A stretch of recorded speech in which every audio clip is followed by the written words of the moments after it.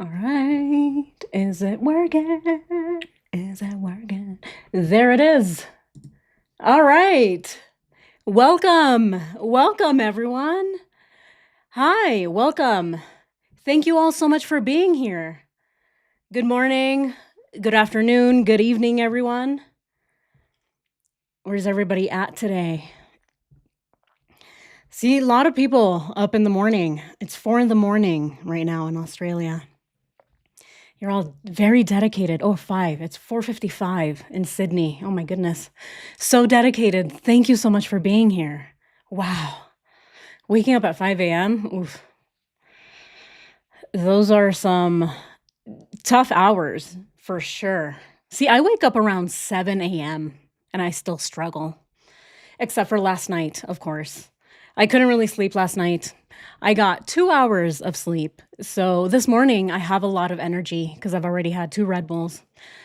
And yeah, it's going to be exciting today. We're going to watch some more Chris Watts. So we'll see. But how's everyone?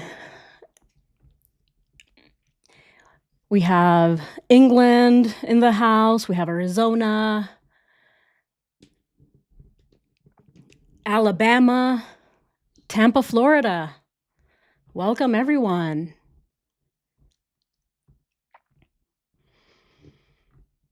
Awesome. Sacramento. Nice. I like Sacramento. Sacramento's so nice. I can't wait to visit all these other places too. Very soon, very soon. Nashville. Definitely want to visit Nashville very, very soon. Manchester, Brooklyn, Mississippi, Vernon,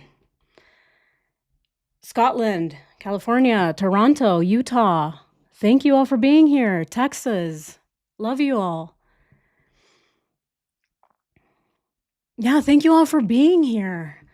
Yeah, so I'm gonna be a little hyped today. Like I said, I've already had my 2 Red Bulls. See, this is the thing. I couldn't sleep last night because I had a cold brew, and I haven't had cold brews in years. So I decided, what the heck, right? Let me just drink some cold brew so that I can finish this editing. And I did, and it was a terrible idea. I tossed and turned all night. I could not sleep. When I was actually getting ready to sleep, I was closing my eyes. I was breathing. I was Googling all the things that I can do to actually close my eyes and fall asleep. And I did all of it. I breathed. I stretched. They tell you to stretch your arms out really, really, really wide. Stretch out your fingers. I did all of that. And when I finally started to get comfortable, I started thinking about other things like, oh crap, did I pay that bill? And then I go back to sleep again.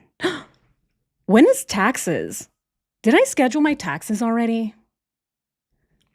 And then I start to finally go back to sleep and I'm like, okay, this is it. I'm finally there. Yay. And then I cough and I throw out my back. See, that's what I'm having to deal with.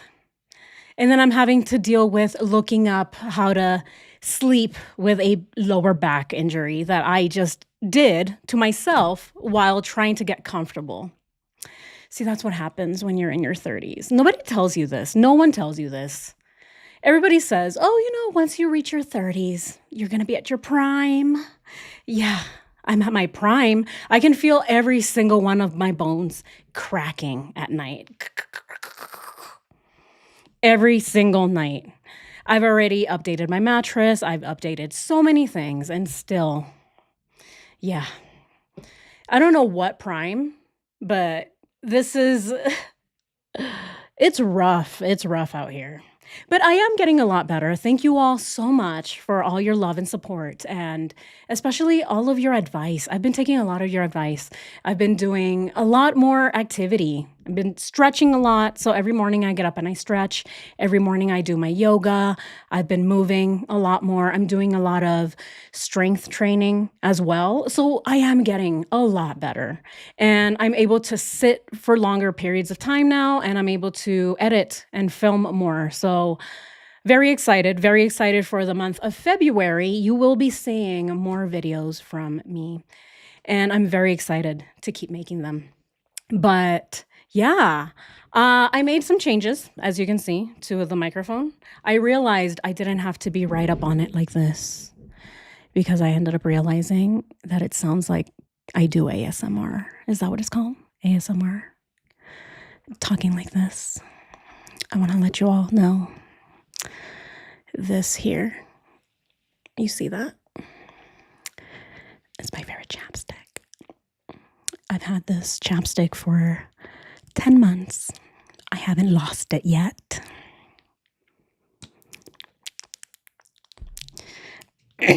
I don't know if people like ASMR. I think it's a little strange. It does put people to sleep. I find people love it. They find it very relaxing.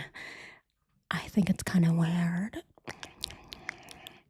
But no, I realized I don't have to be that close up to the mic. It's about 6 inches or something. I know a lot of you heard my blood coursing through my veins at the last live stream because this microphone picks up everything. You all heard my gulps sounding like Chris Watts at the front porch interview. I just want my family back.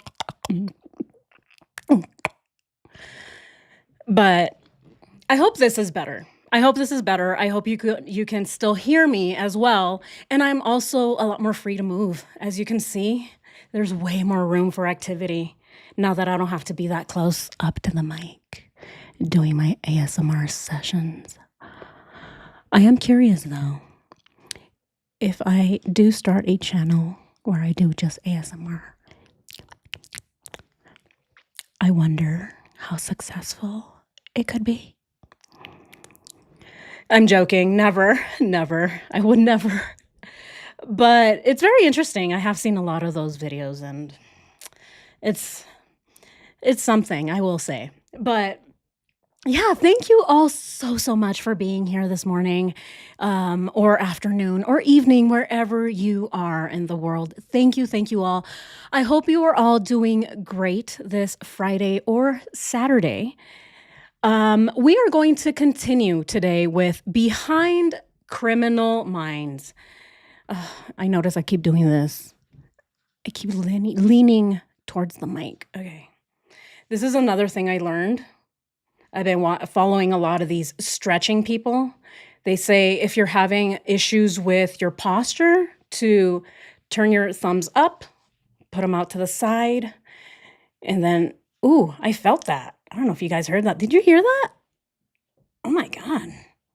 Yeah, my bones just went, whoa, that felt nice. But yeah, I'm just going to keep doing this throughout. So don't be weirded out. It's really just me reminding myself to not do ASMR for this live stream. Okay. But yeah, we're going to continue with Behind Criminal Minds.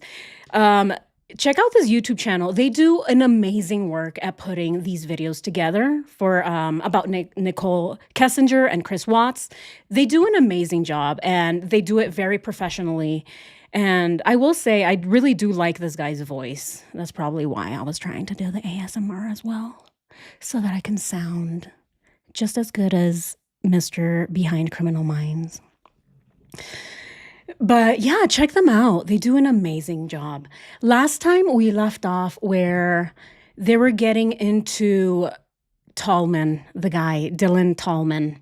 And I have the chat up as well. I didn't put it up in the front in the beginning, so I'm apologies ahead of time. You might not see the chat all the time, but it's going to cover my face, you know. I don't know if you want to see my face or you just want to hear my ASMR voice. But yeah, we're going to continue. This is where we left off. Here we see Chris with his face. Very typical face of Chris Watts when he's nervous, when he's watching himself on TV. Oh, just arrest me, guys. Oh, did you say put your hands up on your head? Oh, okay. Oh, you didn't? Oh, okay. You said watch TV? Oh, okay. I love this part. I love it because you can tell he is sweating bullets. I don't know if you all are familiar with Key and Peele. There's that skit where he's sweating and he's like, there's a little like water dripping. That's Chris. That's what I feel Chris is like here. But yeah, let's go ahead and dive in to some more Nichol Kessinger and the case for reopening. The case for reopening, because there's just so much more. There is so much more that we didn't know. I had no clue that a lot of these other things that Nichol Kessinger was Googling was actually a thing. A lot of this stuff didn't come out in Discovery. Let's remember that.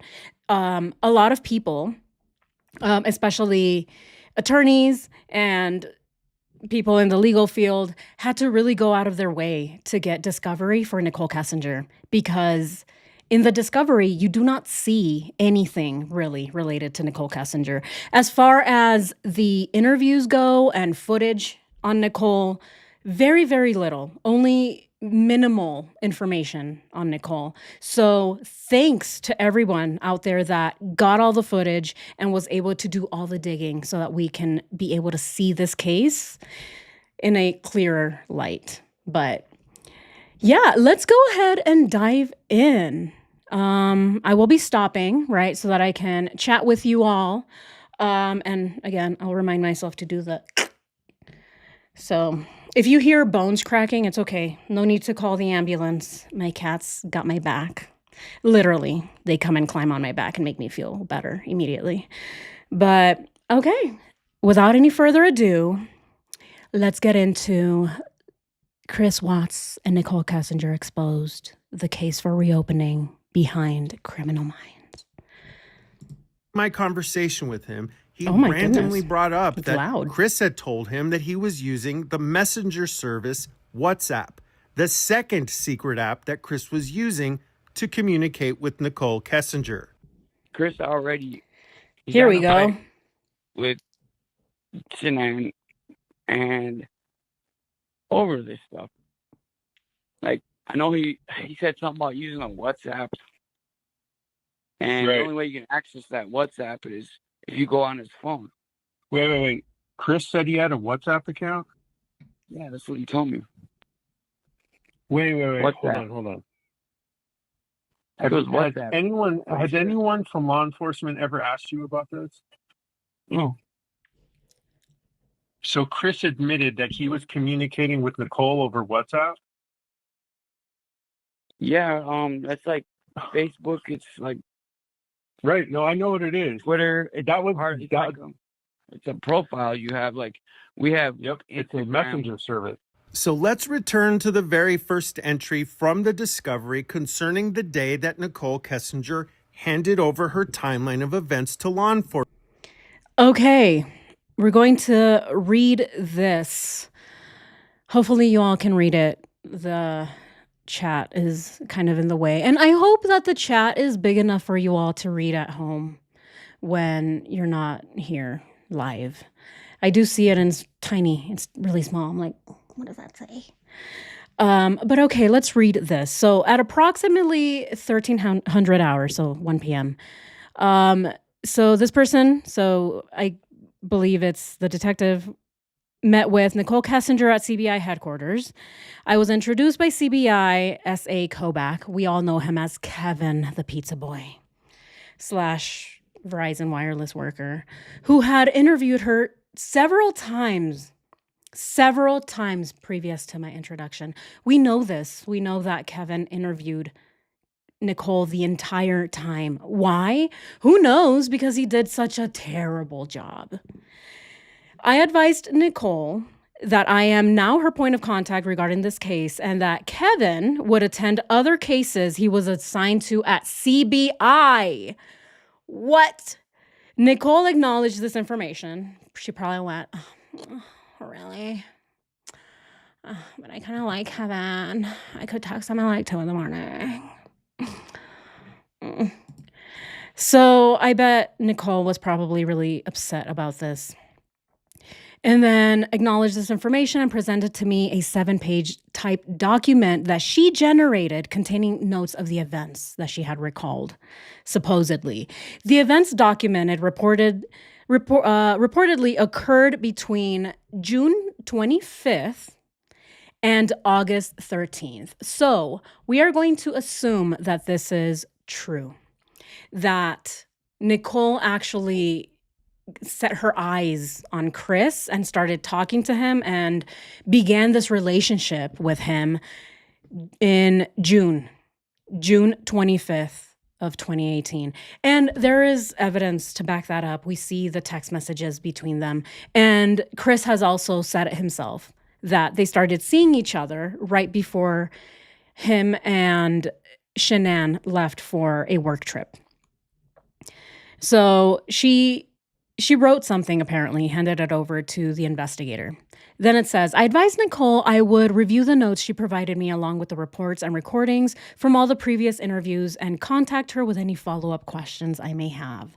Nichol acknowledged my statement, and our meeting ended shortly thereafter. S.A. Kobach, what is that, Special Agent? Special Agent Kobach agreed to complete a follow-up interview of Nichol's friend and provide me with the reports. Nichol's friend being Charlotte.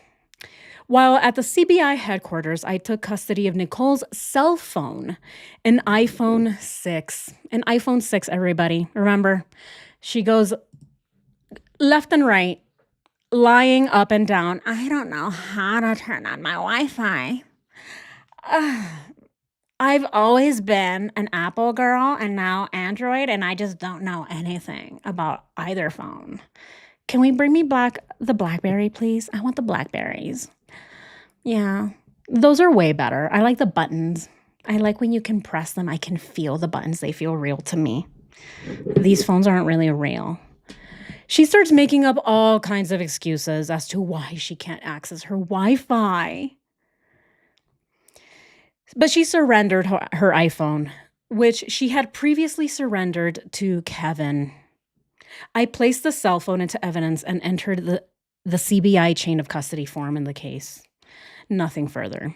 So they took her phone and they went through it. And we remember, right? We do know that Nichol Kessinger was panicking. A lot of that interview, the second interview with Kevin, was mostly about her doing damage control, in my opinion. Every time that we see her in there talking to Kevin, and it's mostly her trying to get more information. But what do you guys think about that? I believe it's her trying to get information because she keeps texting him right at like 2 a.m. Oh, I remembered stuff. I remember more things. And then 2 seconds later, I think I remember more things, but should I write them down? I might forget. And then she sees Kevin during the interview, and that's exactly what she does. She forgets. Oh, wait, what? Huh? Oh, wait, you want me to talk to you about things I remembered at 2 a.m? Oh, I already forgot.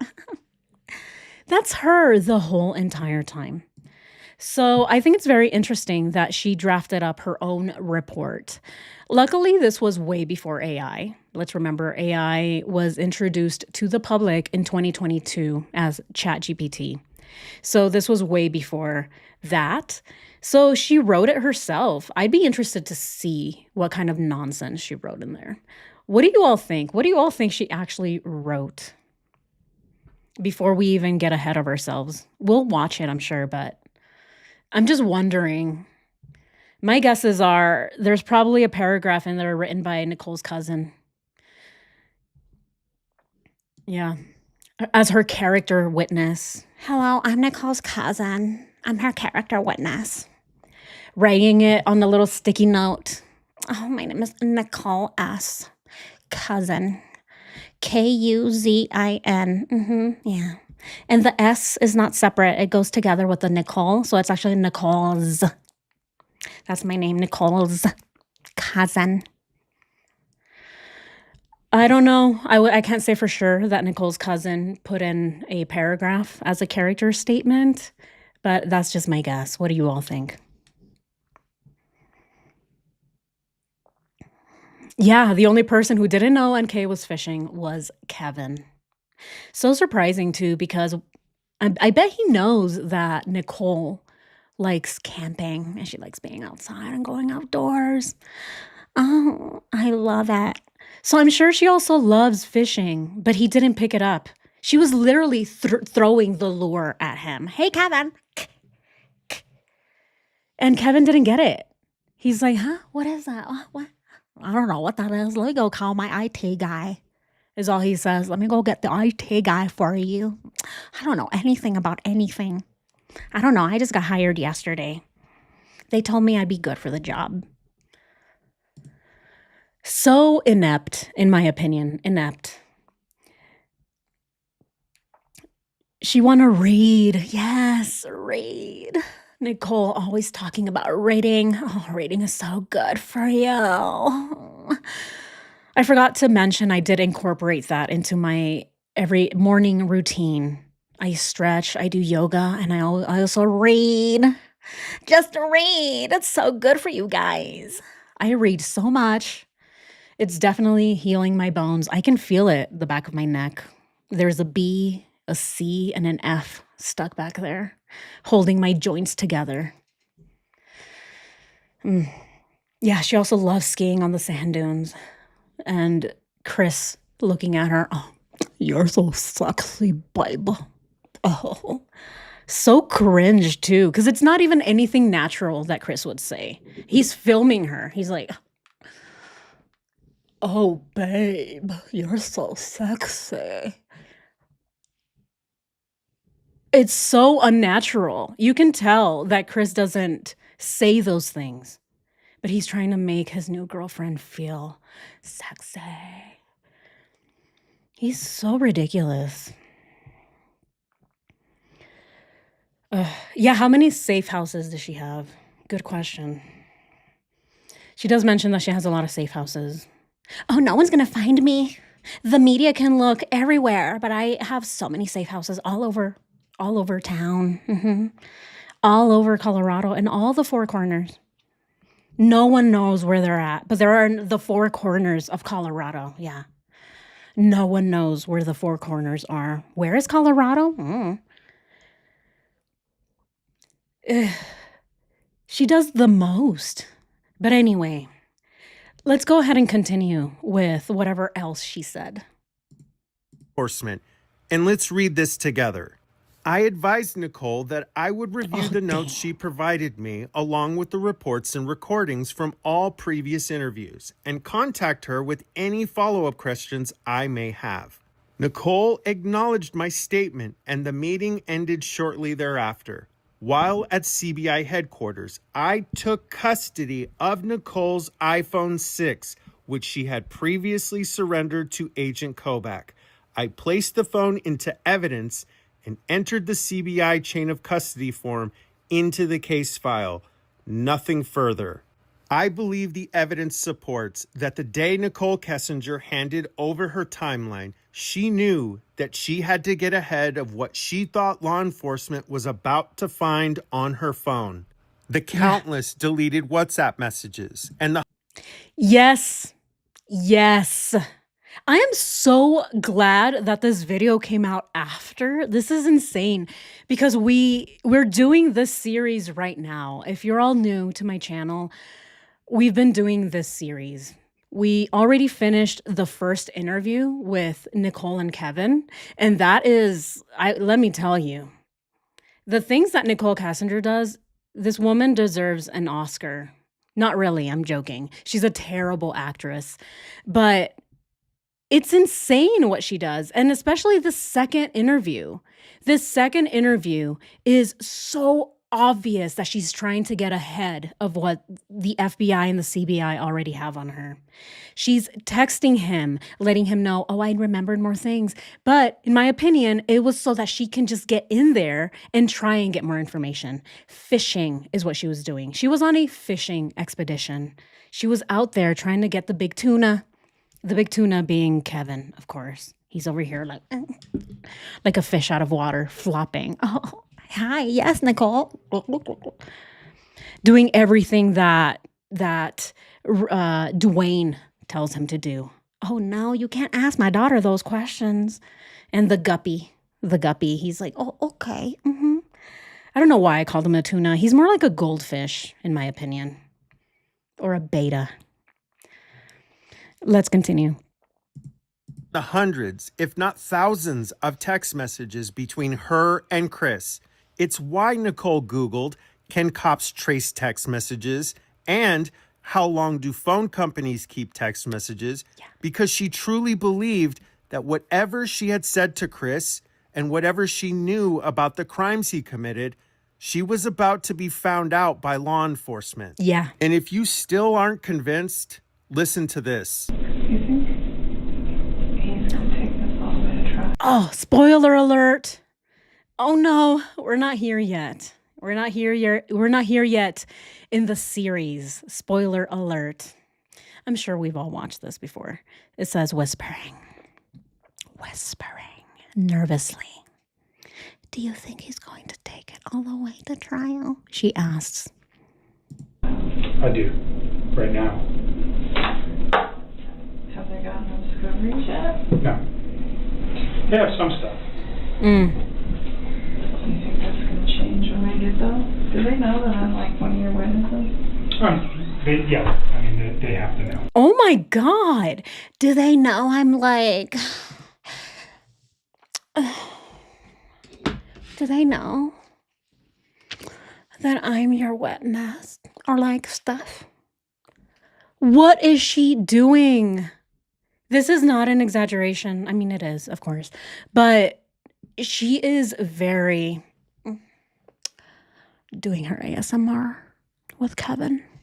Hey, Kevin, can I ask you a question? Do you think that Chris is going to go to trial?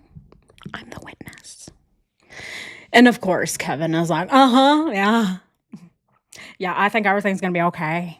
You can call me, though. Call me at 2 a.m. and everything's going to be okay, Nichol.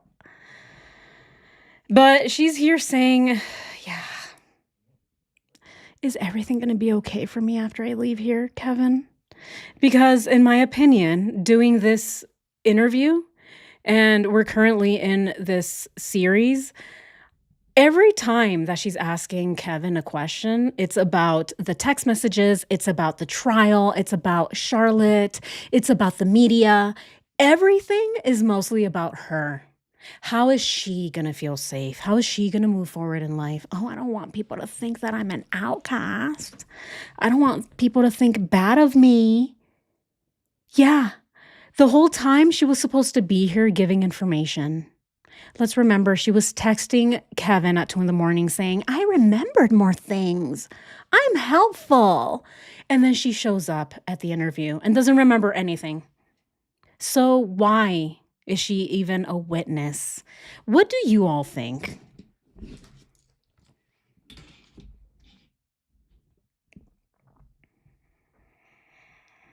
I'm reminding you that I'm a witness. Yeah, that's what I'm getting. You know, I'm like, your witness, right? Did you write that down on your piece of paper? You told them I'm a witness, right? Not a suspect. It's like she's trying to make sure. She's trying to look into his notes. Can I see? Can I just look real quick, Kevin? Yeah. Oh my God, look. Is there a fly? Look. Oh my goodness. She's trying her very best to get to these documents right here.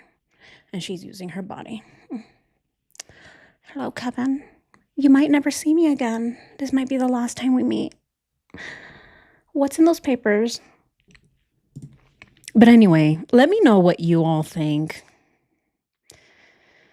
Yeah, I do agree with this. She acted like he was her lawyer. Yeah.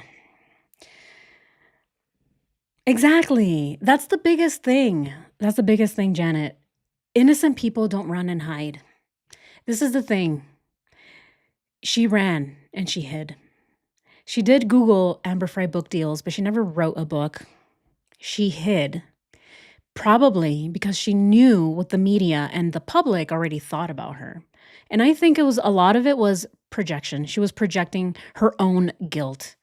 She knew what she had done. She knows her extent of her involvement. And so she is projecting it outward. And so she knows what the people are going to think about her. And this is why she was here trying to get ahead of it, in my opinion. Let's continue. Do they know what you said yet? No.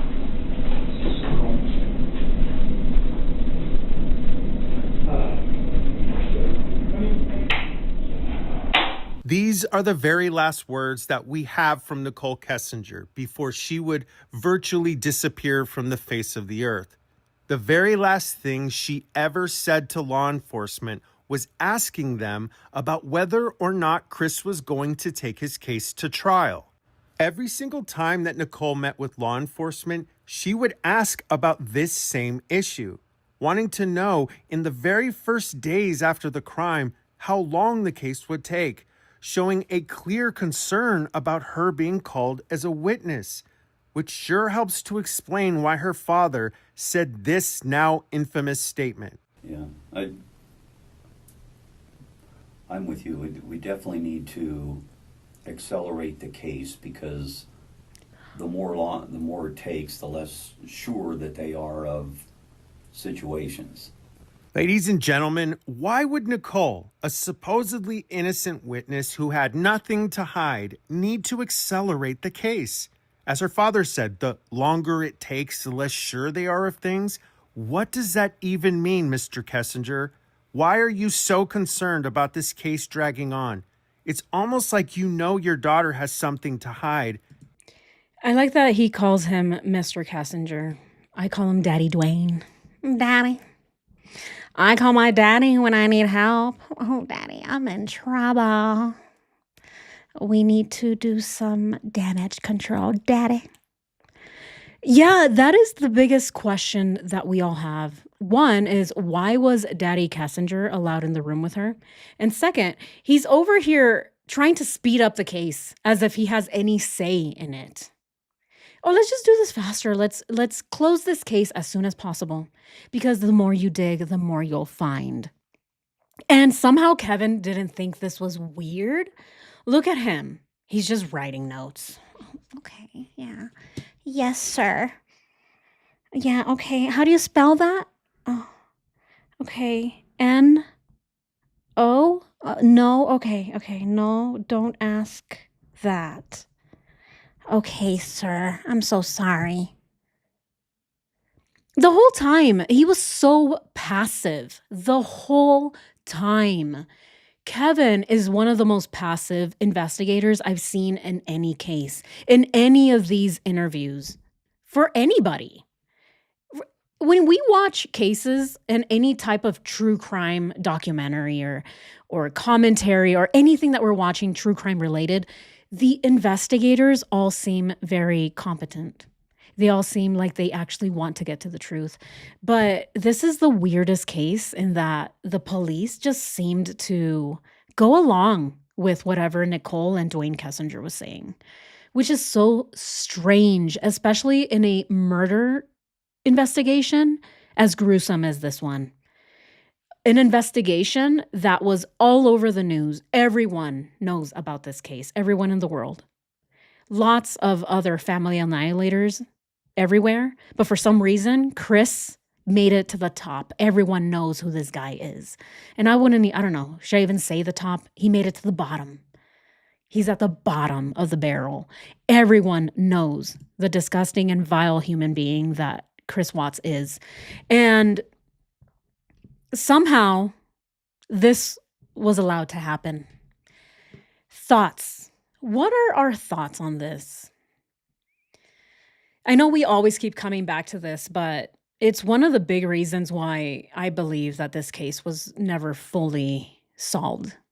It's because the police gave in to pressure from whom? Who knows? Who knows? Where did the pressure come from?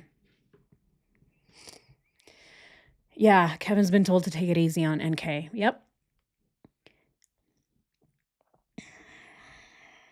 Exactly. And the thing is, he wasn't with the babysitter. I don't know if you've all heard that interview, But he's talking to the babysitter and asking her all kinds of insane questions about Chris. What time did Chris leave? What time did you leave? What time did you arrive? What were the kids wearing? What was Chris wearing? Huh? You didn't see him drive off? What? Why not? Were you not looking? Did you guys eat? What did he order? He ordered pizza? What kind of pizza? Tell me right now. Here, I need to write this one down. What kind of pizza was it? Okay. It was Papa John's? All right. What were the toppings? Pineapple. Oh, no. Mm-mm. Guilty. No. You don't put pineapple on pizza. What? That's Kevin. Of course, he didn't talk about the pineapples, but he was grilling the babysitter on the pizza that Chris ordered. Papa John's. He ordered Papa John's. What toppings? Were the pepperoni? Olives? No, I don't like the olives. He was asking so many more questions about the babysitter and her experience that night than the questions that he asked Nichol about the 111-minute phone call that no one knows about. The poor babysitter. I feel so bad for the babysitter.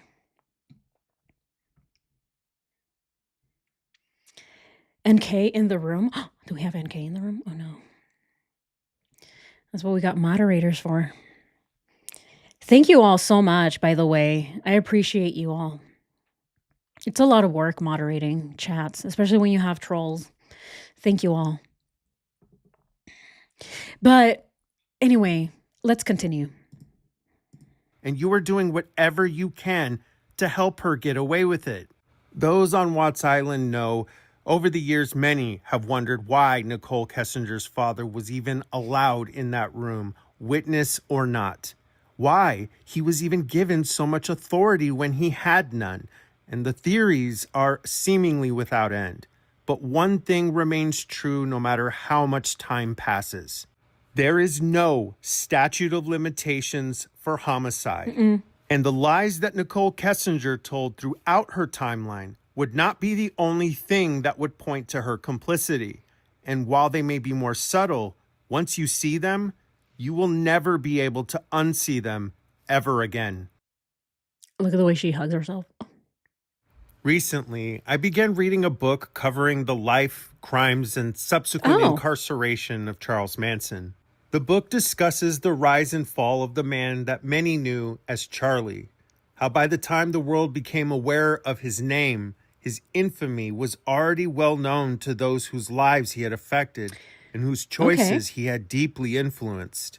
In the eyes of the law, certain crimes can be pursued against parties who have no physical involvement in that crime, simply by virtue of the fact that they influence said crime. In the matter of Charles Manson, there is little room for argument that he did not heavily impact, encourage, and support the actions of the defendants who would later commit the crimes for which he would be charged as an accomplice.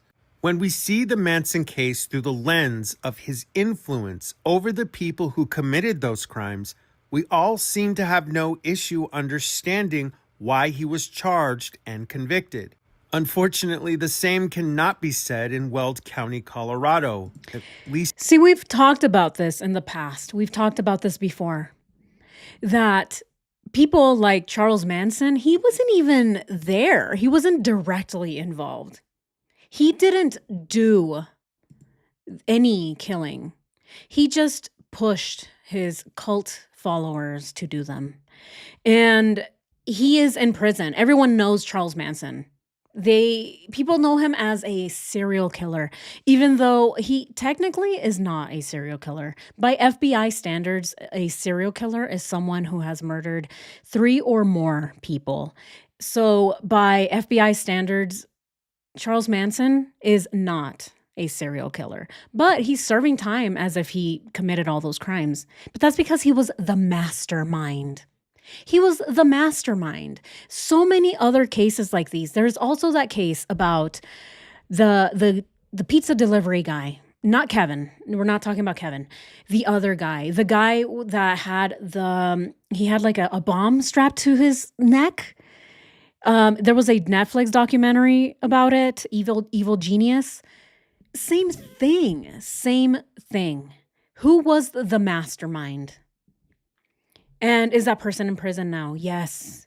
Because if somebody gives someone an idea and then pushes them to do it, they are just as guilty.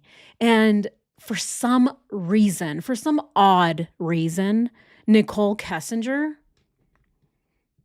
she wasn't part of that. For some reason, Nichol Kessinger was seen as a witness from the beginning.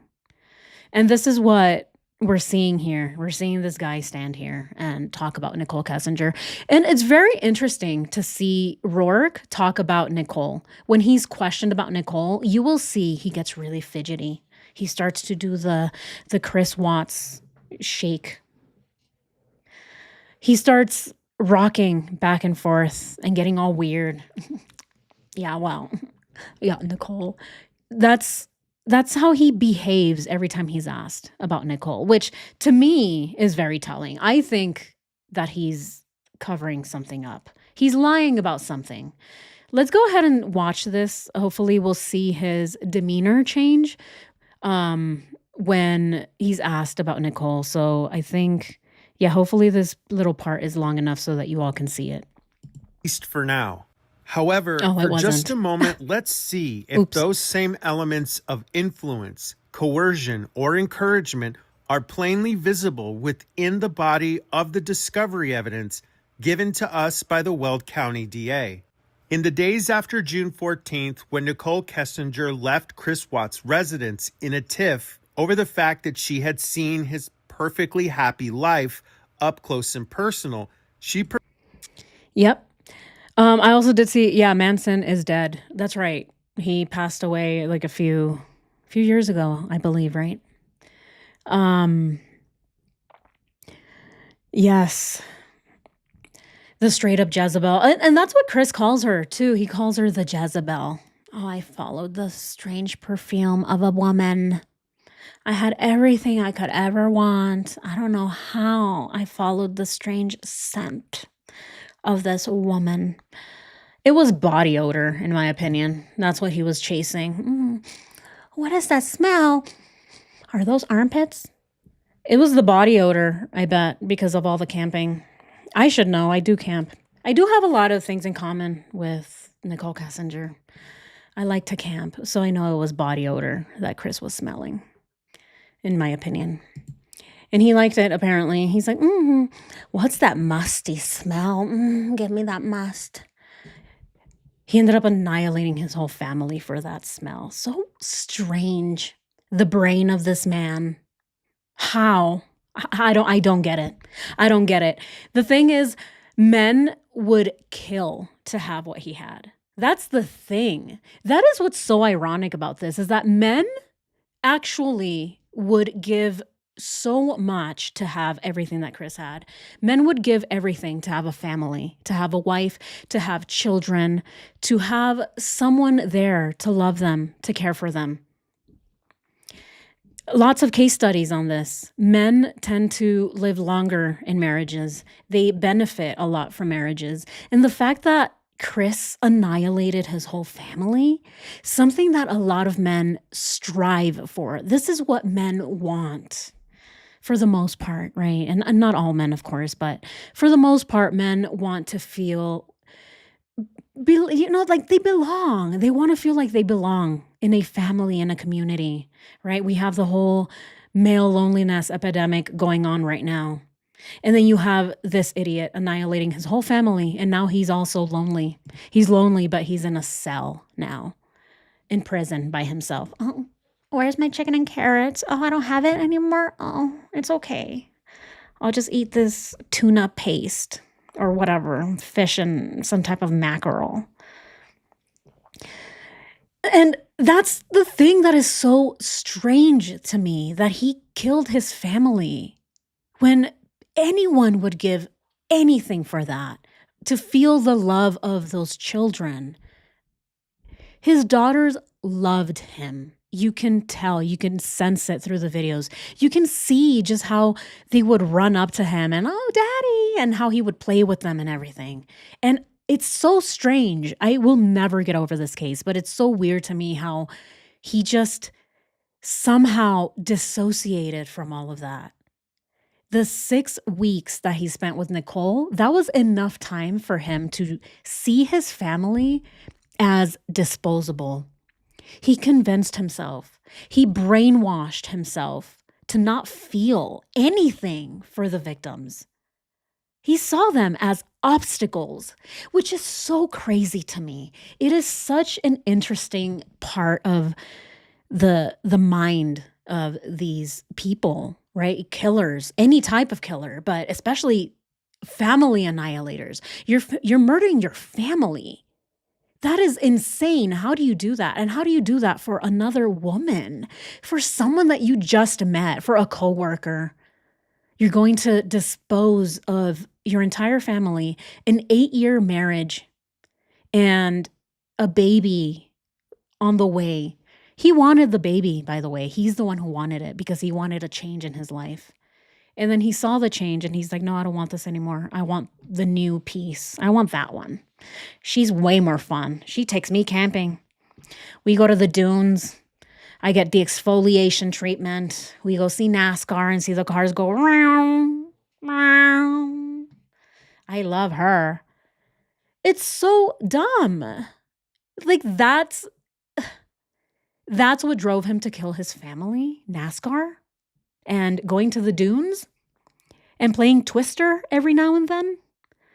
The Twister was going to stop eventually. You can't play Twister forever. Eventually it gets old. It gets torn up.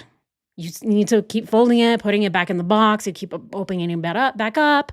It gets tossed around everywhere. There's all kinds of liquids everywhere. It doesn't work anymore, right? After like a few years. So they weren't going to keep playing Twister. If you all understand my Twister reference. If you don't, if anybody in the chat can help our friends, the Twister reference. Yeah, that's a sexy time. Yeah, that's not going to last. But he killed his family for something that went on for 6 weeks. This guy is not smart. He's not smart. I will keep saying it. He's not smart. He wasn't the mastermind, in my opinion. And that's why we're still here. Because in everyone's opinion, or well, at least the majority opinion, is that she was the mastermind. Yep. Daddy to the rescue. Oh, I love the lifesavers. Yeah. And that's the thing. Shanann was such an ambitious woman. She was so ambitious. She had everything ahead of her. Everything that she had accomplished in her life, she had done all of that by herself. Just her pure energy. And she was very goal-oriented. And Nichol, I don't know. I can't really say that she was all that goal-oriented. I mean, she is educated. She was a geologist.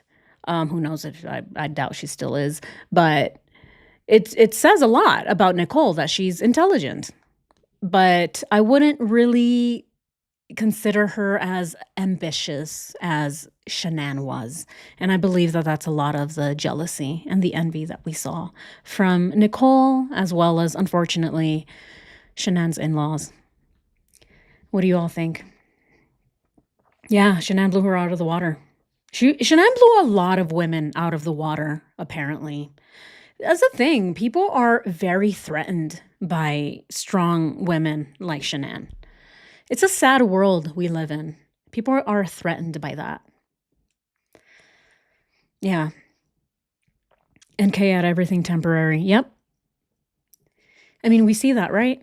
She was temporarily at an oil field. She was temporarily at Anadarko. She was a temporary side piece. Everything is temporary. But anyway, let's continue. Provides the following entries. It's very clear that the two of them had something of an explosive argument, and Chris was attempting to console Nichol and reassure her that he would eventually leave Shanann. Now, keep in mind... Yeah, he would eventually leave Shanann, please. That's not true. Come on. He wasn't going to leave Shanann. He's a coward. But yeah, I do want to acknowledge this part that they filed bankruptcy. They did file bankruptcy. They filed bankruptcy in 2015.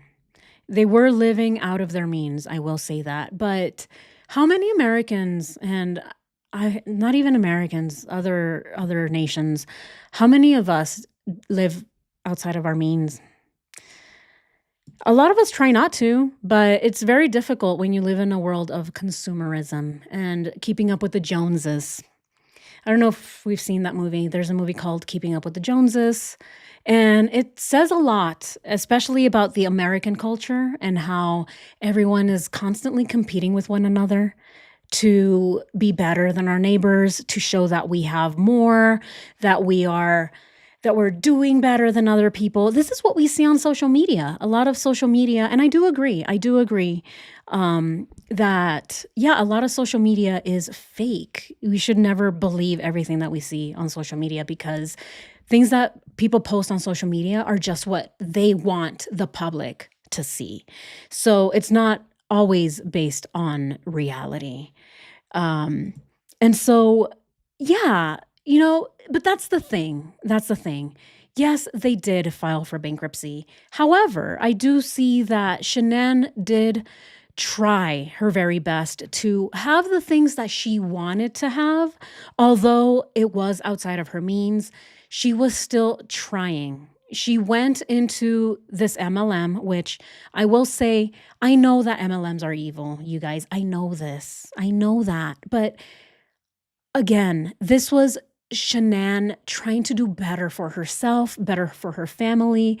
And I don't blame her for not understanding MLMs. I do agree that these MLMs are a pyramid scheme. I know that they take advantage of a lot of moms. They exploit a lot of mothers. It's a very known thing. They go after women who want to be self-employed, who want to have their own business, who want to be independent, and they exploit them. And they trick them into believing that they're going to make all this money, when in reality, all they're doing is recruiting more people. And I get it. I understand all that. But I don't feel that we should blame Shanann for not understanding that. Not that many people know that. I will say my mom did that for a little while. Back in the 90s, there was Avon. She was doing Avon because she believed that she was self-employed. She believed that she can sell creams and do all this thing and work from home and take care of the kids, when it was really all just a big lie.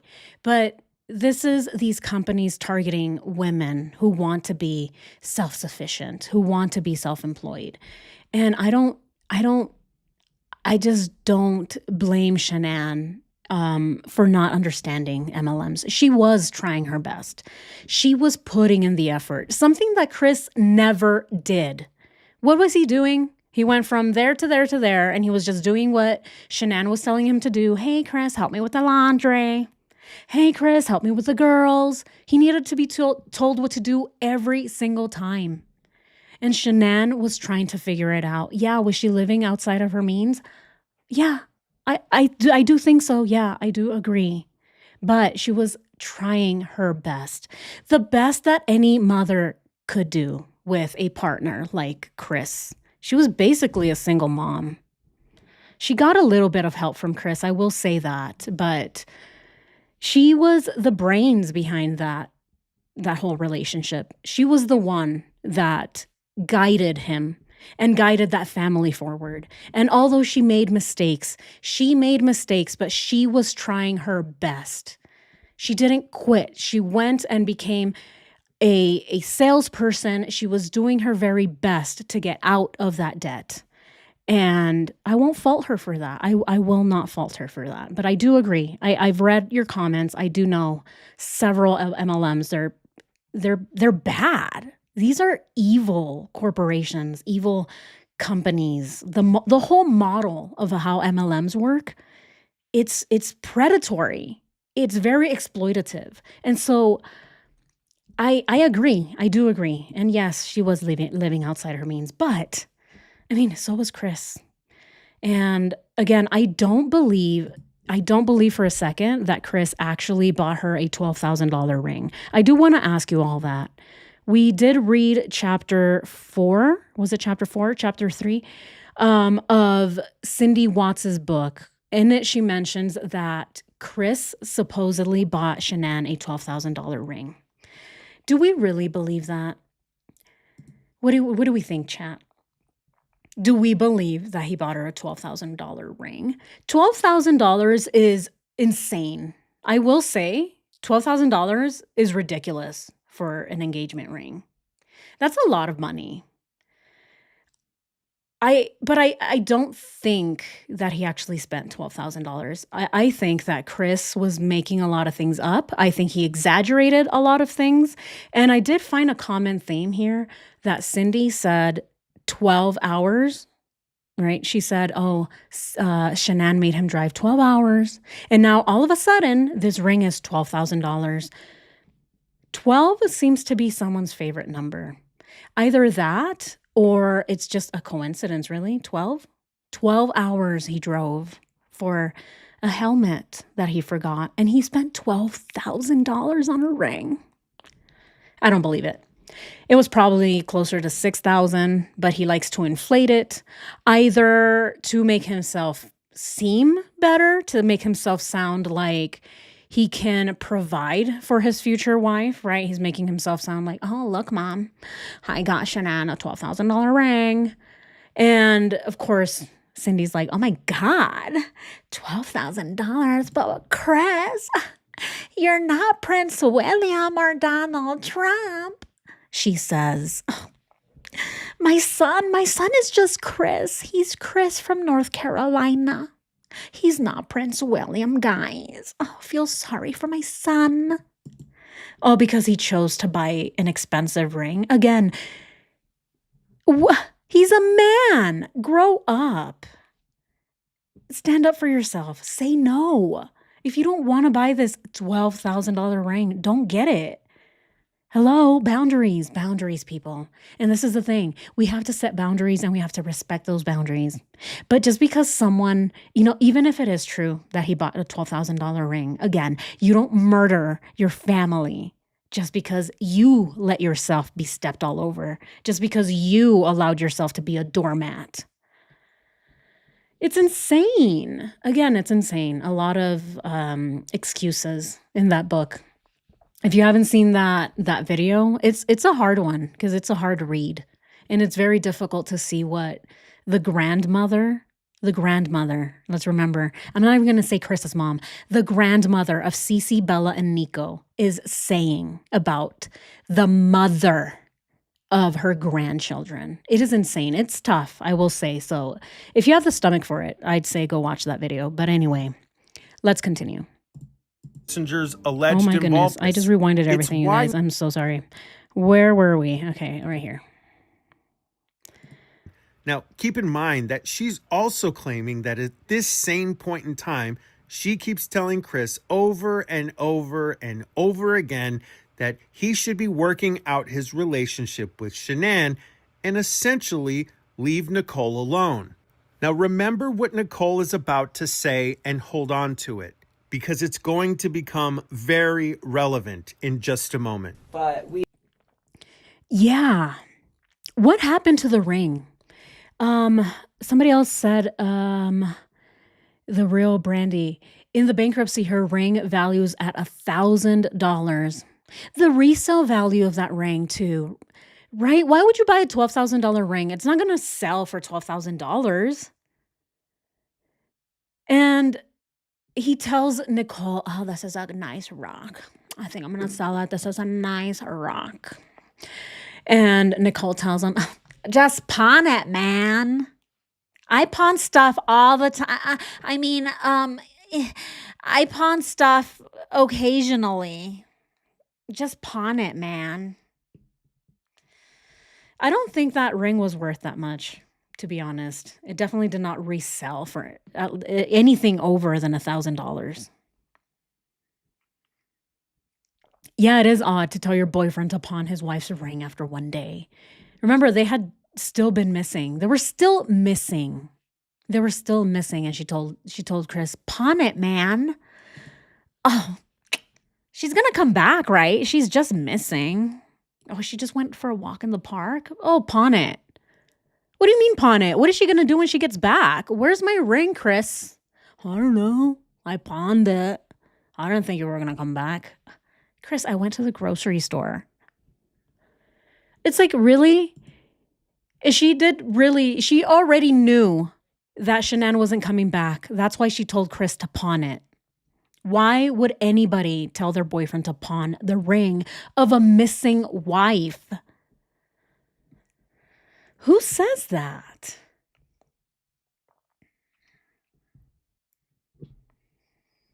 Yeah. Yeah, see, that's the thing. It's the thought that matters. It really is the relationship. I'm not the kind of person that would ever expect a really expensive ring. If you treat me well and if I see a future with you and, if you're not going to kill me, then yes. Yeah, I don't need a $12,000 ring. It's the love. It's the relationship that matters. But, hey, to each their own. Some people are like, "Hey, I'm worth more. Give me a nicer ring." I mean, yeah, we like nice things, but it's not something that is really all that necessary, in my opinion. Not for me, at least. For me, I'm a very simple gal, just like Nichol. I'm very simple. A 3-car garage. I don't need a 3-car garage. But yeah, someone who pawns stuff all the time. And she corrected herself. She says, "I pawn stuff all the time." What did I mean to say? Oh yeah, I pawn stuff every so often. Yeah. She caught herself mid-sentence, and this is in this first interview.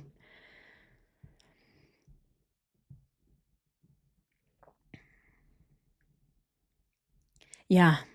Oh yeah, definitely. Yep, 100% the mastermind in my opinion. But anyway, let's continue. We had went out and we stopped there just real quick on the way back. And we were there not very long, but that time I saw a picture of his wife and one of his kids. And I remember thinking to myself, like, wow, she's so beautiful.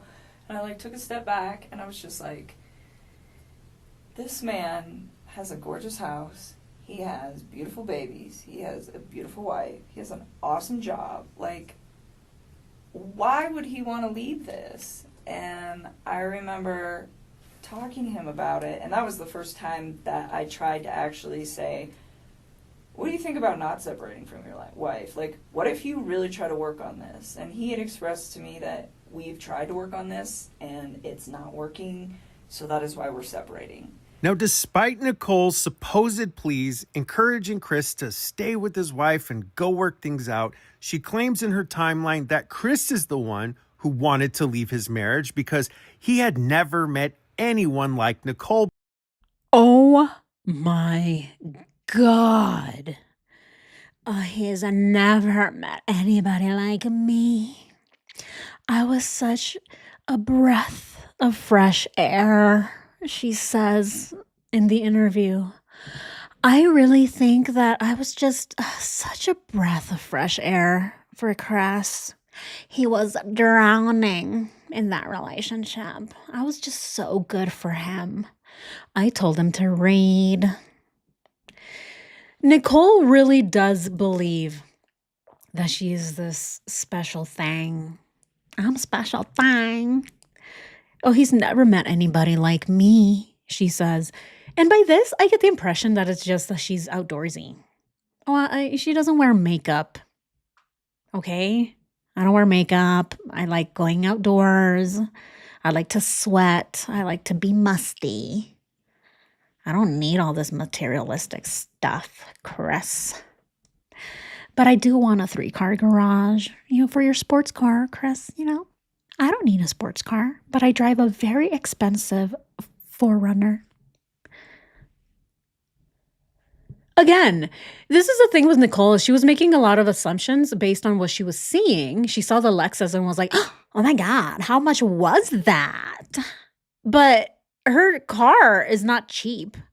Do we know how much Toyota 4Runners are? They're very expensive.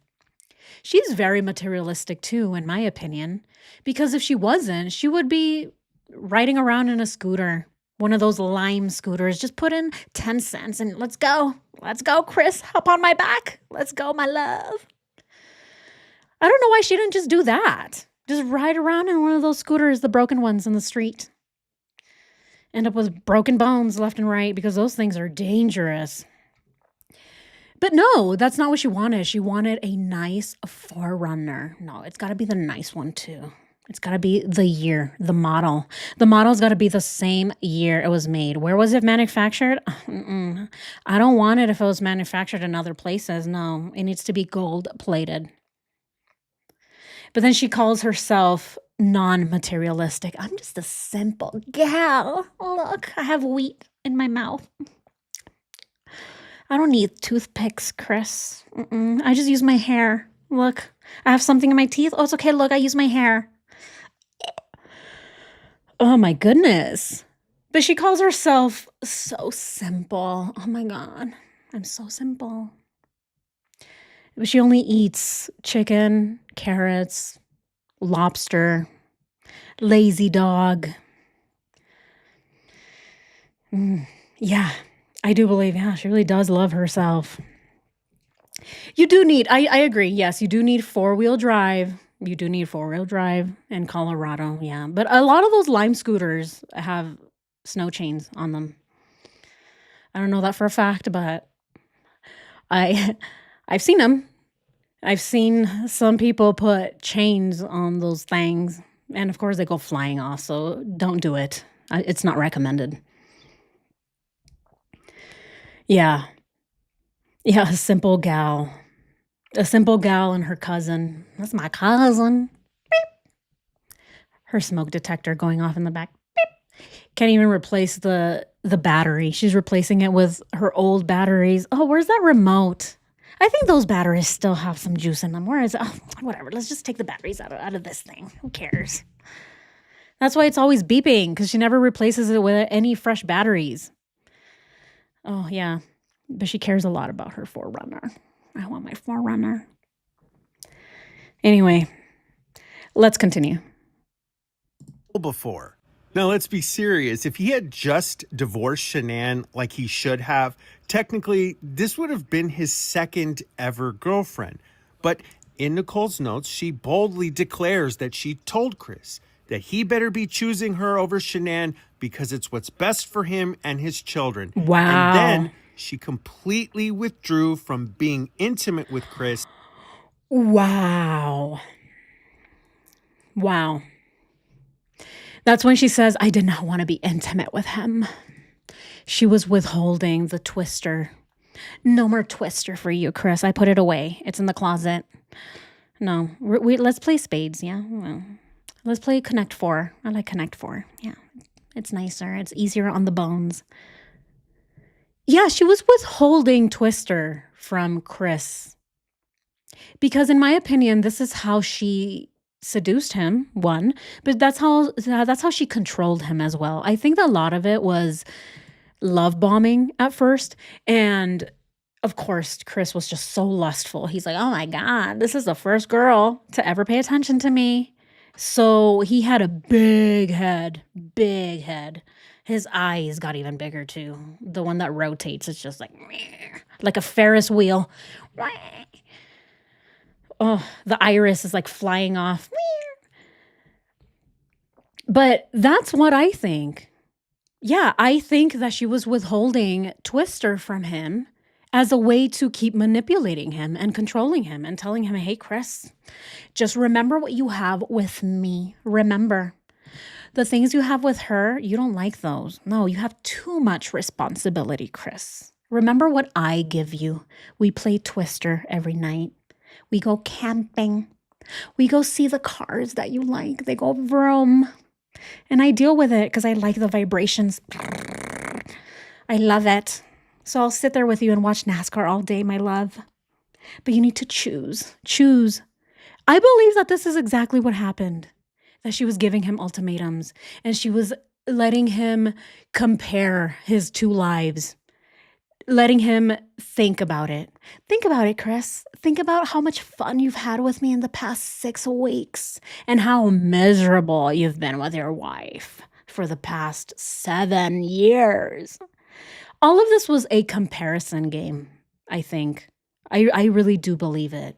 That she was having him see both perspectives. And I believe also that she was also putting the family ahead, meaning that she was probably also using Chris's own family and what Chris had told Nichol about what Chris's family thought about Shanann as ammunition, telling him, oh, well, you know what, Chris, your own family doesn't like her. Your own family has issues with her. I think you should listen to them. And now I'm telling you this as an outside person who doesn't want anything to do with you. I'm just telling you as just a good friend. Yeah, I think you should leave. I think that's what she was doing. I really do believe this. This is, again, my opinion, speculation. This is all based on the evidence, everything that we've seen, and the type of person that I believe Nichol to be. She is the type of person that would give him an ultimatum. Choose me or your family, Chris. Your own family, your own mom doesn't like her. Isn't that enough? I'm telling you this too. I just met you, and I'm telling you that you're miserable. And of course, Chris, because he doesn't think, he doesn't use his own brain, he agreed. He agreed. And this is where we are now. He's a clown. Yeah, I can't see what the attraction was. You know, a lot of men found her very attractive. Lots of men at work. They really liked her. She worked out. I mean, she was very fit. And, you know, if she's one of those, you know, those girl boys, I don't know what you call them, but those gals that are also part of the guy group, like, yeah, I'm one of the boys. I'm one of the boys, but I'm also a gal. It's a very different dynamic, I believe. But anyway, let's continue. Entirely. Now, I cannot stress enough the importance of this entry as it relates to my belief that Nichol was actively manipulating Chris, and here's why. Until this very moment, she and Chris have been physically intimate multiple times a day for weeks on end.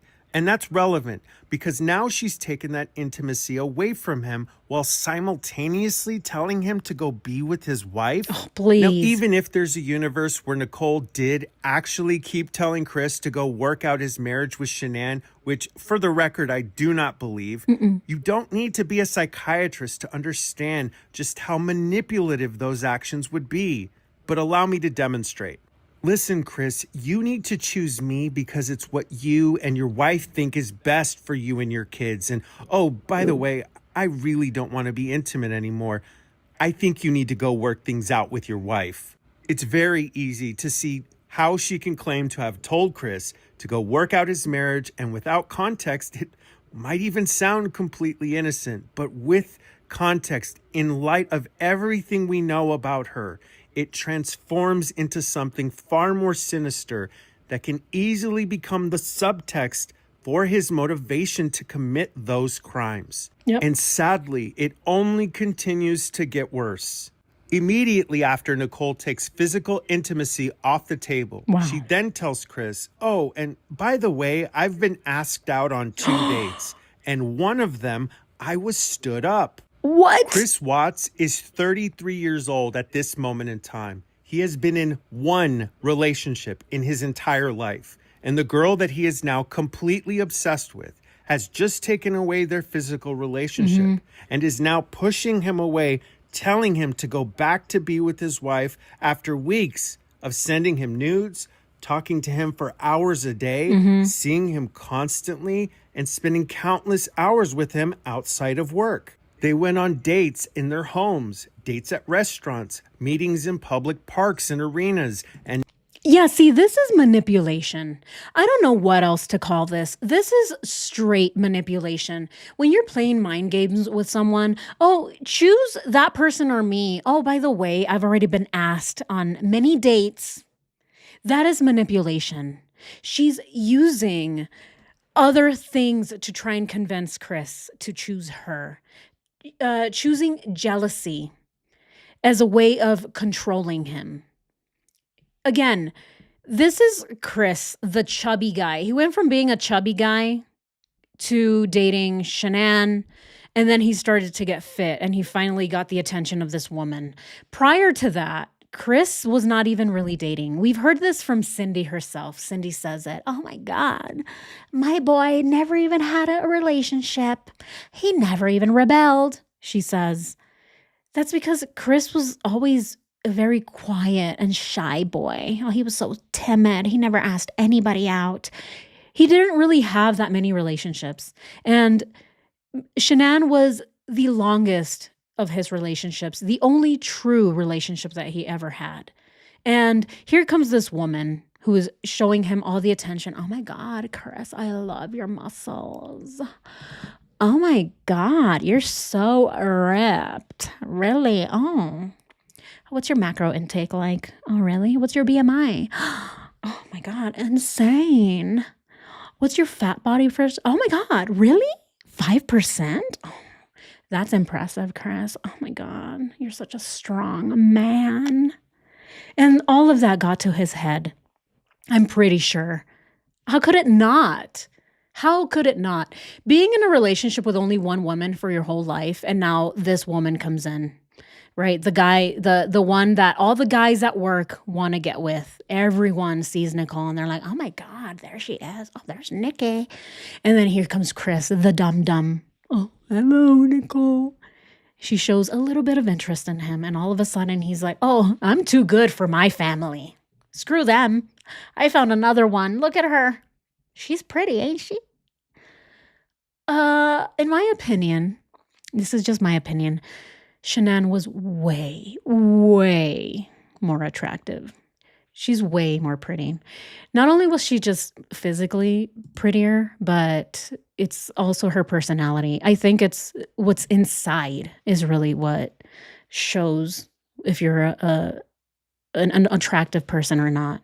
To me, what is more attractive in someone is their personality, their values, their morals, their character, their ambition. What is it that they want to do? What are their hobbies?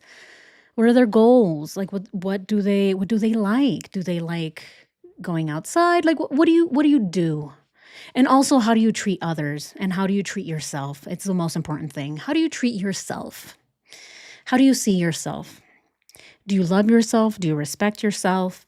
Do you give yourself grace? Are you too hard on yourself? All of these things, right? That's what we see in other people. It's not just physical attraction. I will agree that physical attraction is the first thing that we see. Obviously, we have eyes and we become attracted, based on whatever traits someone might have. But a lot of that is also someone's personality. You have to like their personality. And the thing is that I just don't really see how Nichol's personality is all that attractive, in my opinion. And Shanann was just way more beautiful in terms of physical appearance, but also it was her. It was her character. It was her values. It was what she brought to the table, not only as a daughter, not only as a mom or as a wife, but also as a friend. She was a very good friend. She had a lot of friends. And usually people who have a lot of friends and close friends are because they are good friends themselves. And as we know, Chris did not have that many friends. He only had one friend, and that's it. His childhood friend, the one who started believing Cindy. I don't know if we've heard that tape, but Chris's friend just started believing all of the lies that Cindy started talking about Shanann. And that's the thing that we see here. Chris only had one friend. Shanann had an entire community of friends. And that tells you a lot about somebody's character. It tells you a lot about their personality and whether they're introverted or extroverted. And we definitely saw that Chris was an introverted guy. He had very little friends. He just wasn't sociable, really. And so it makes sense that as soon as this woman paid him any attention, He went insane. He's like, oh my God, I'm attractive? Really?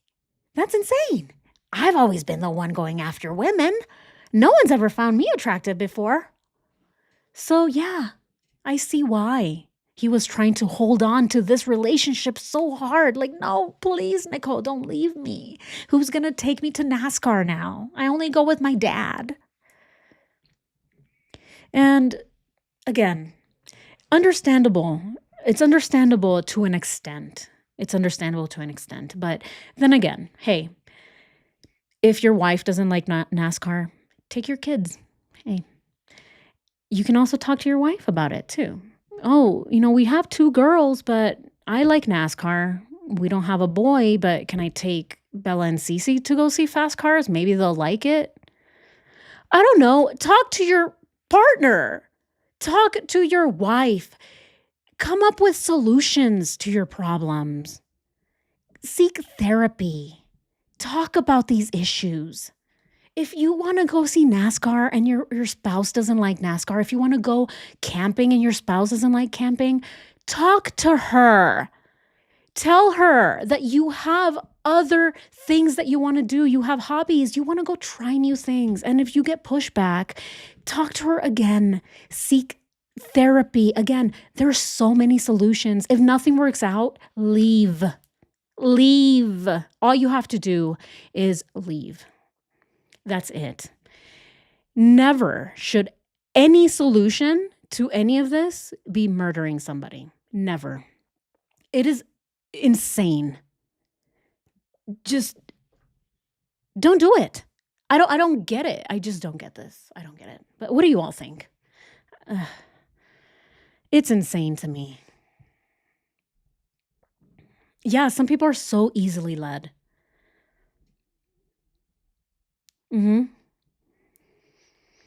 Yeah, it's just that's the thing. They're very easily manipulated because they don't have. See, these are the types of people that are not able to set boundaries. And this is a very important point to make, especially when we talk about Cindy.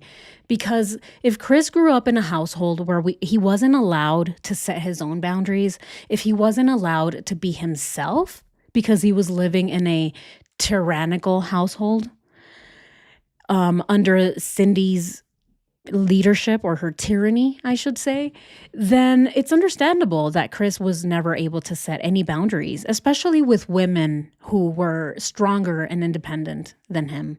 If he saw Cindy as a strong and independent woman, and then Shanann coming into his life is also the same type of character. She's also very ambitious. She's very goal-oriented. She's definitely stronger than Chris in terms of character and just everything else.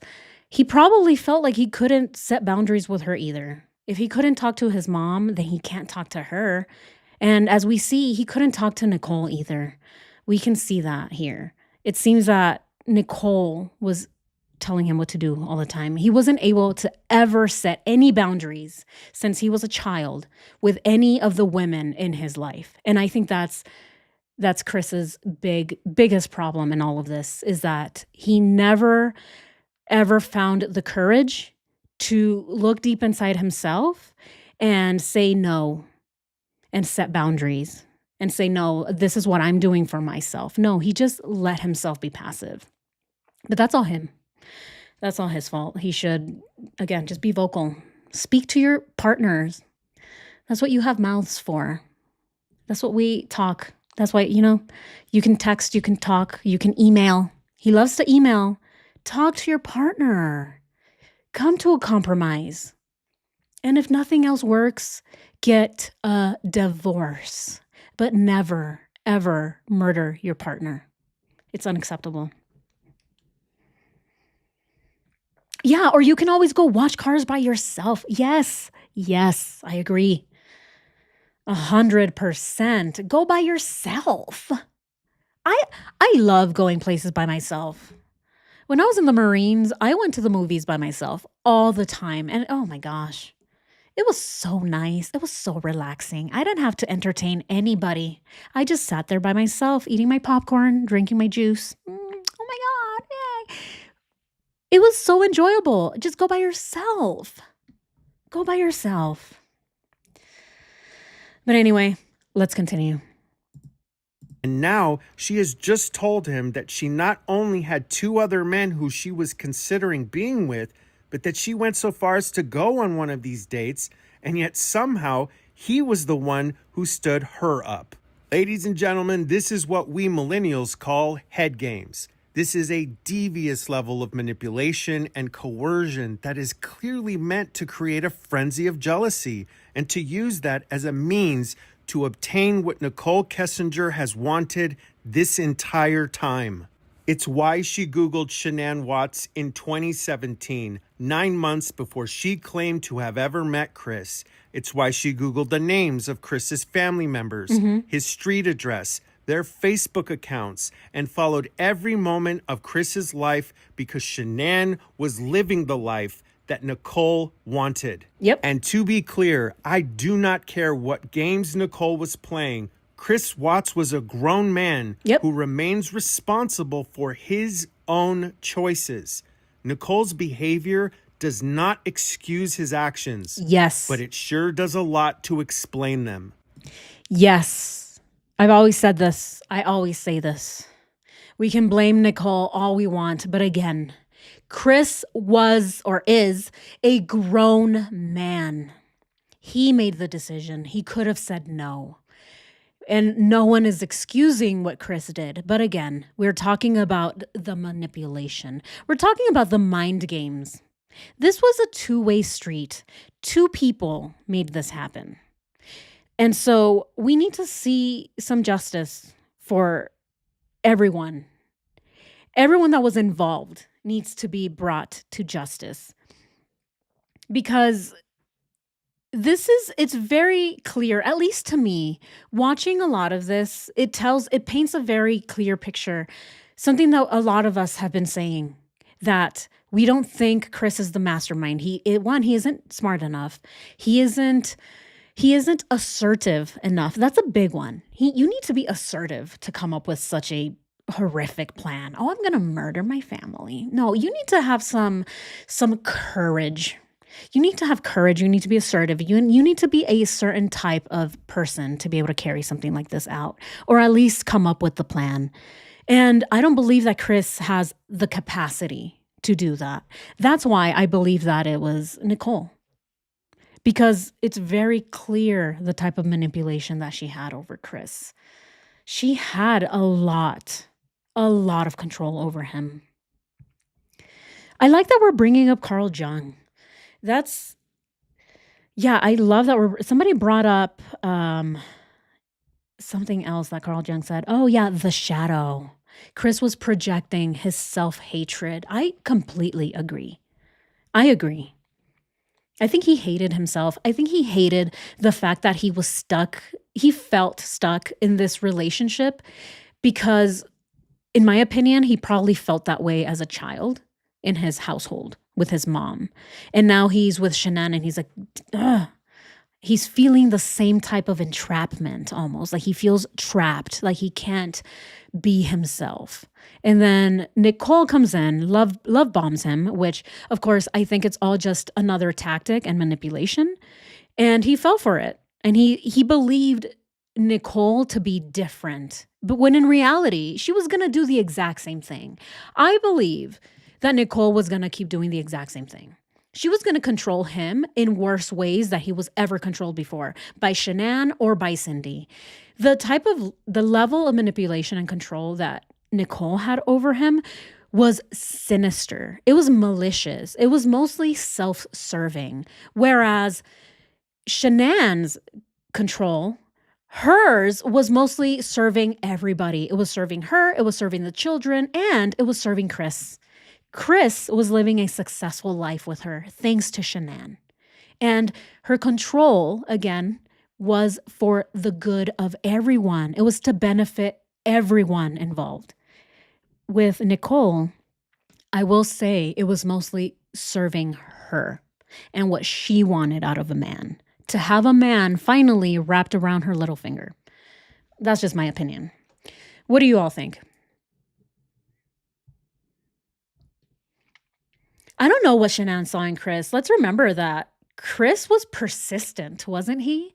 He was persistent on Facebook. Shanann was like, oh my God, who is this guy? And he kept texting her or DMing her. And she finally gave in. You know, when I see a lot of those videos, especially the one of her coming back, there's always a part of me that just wishes that I could warn her. I just wish I could tell her, like, please don't. Run for the hills, Shanann. I don't know what she saw in him, to be completely honest. Maybe it's the fact that he was passive, because this is the other thing too, is that Shanann was also in a marriage prior to that. She was in a relationship where she wasn't the person that was in charge. She was in a relationship where she was the one being dominated. She was being controlled. It seems like it was a very toxic type of relationship, at least from the way that it's been described. And so she probably thought it was nice that Chris was different, that he was passive, that he did allow her to take charge. And it was probably a lot easier for her. Like, she was able to make those decisions because she can, and Chris can't. And so it worked both ways. And this is the thing, it benefited both of them. It benefited both of them. And unfortunately, Chris ended up falling for the love bombing like an idiot, like a complete dum-dum, fell for the love bombing and the manipulation from Nichol. Nichol, the femme fatale, that term that we see in the movies, we see it in film, where the woman is the demise of the male protagonist. And I believe not that Chris is a male protagonist at all. He's not even an extra in anything, but I think she was a femme fatale in this situation. Yeah, he was a lapper. Yeah. Yeah, I wonder how long before NK would have dropped him. I think so too. I think she would have dropped him. As soon as she saw how dumb he really is and that he's way too passive and there just is zero pushback from this man, you can do whatever you want with him. I'm pretty sure she would have gotten bored with him. She would have been like, what in the world? What's wrong with you, Chris? I think eventually she would have gotten tired of him.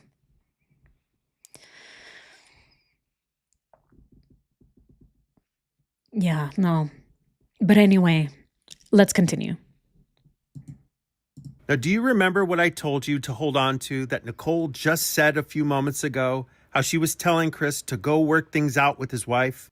And no, I didn't think it didn't look right. I just thought it just seemed like he had so much going on, and it was just beautiful that I was like, why don't you just try this out, you know, and see if you can fix it? And he'd always be like, well, what about us? What about us? I'm like, don't worry about us. Like, that is more important. Like, try to see if you can, like, salvage whatever it is that you have going on with your wife. And you know, I always got the impression that he was a great father to his kids, like, always. And so, you know, I was like, and be the dad that you want to be. I was like, and see if you can make it work. And he just, like, we kind of talked about it off and on for, like, a few weeks. I love this. Right. Like, I think I was kind of, like, cold. And this is the thing, every time that I see Nichol in this interview, it's so animated. She does all of the things. She's doing the most constantly when she's lying. Oh, you know, I don't know. Yeah, I think her guard was down. Yep.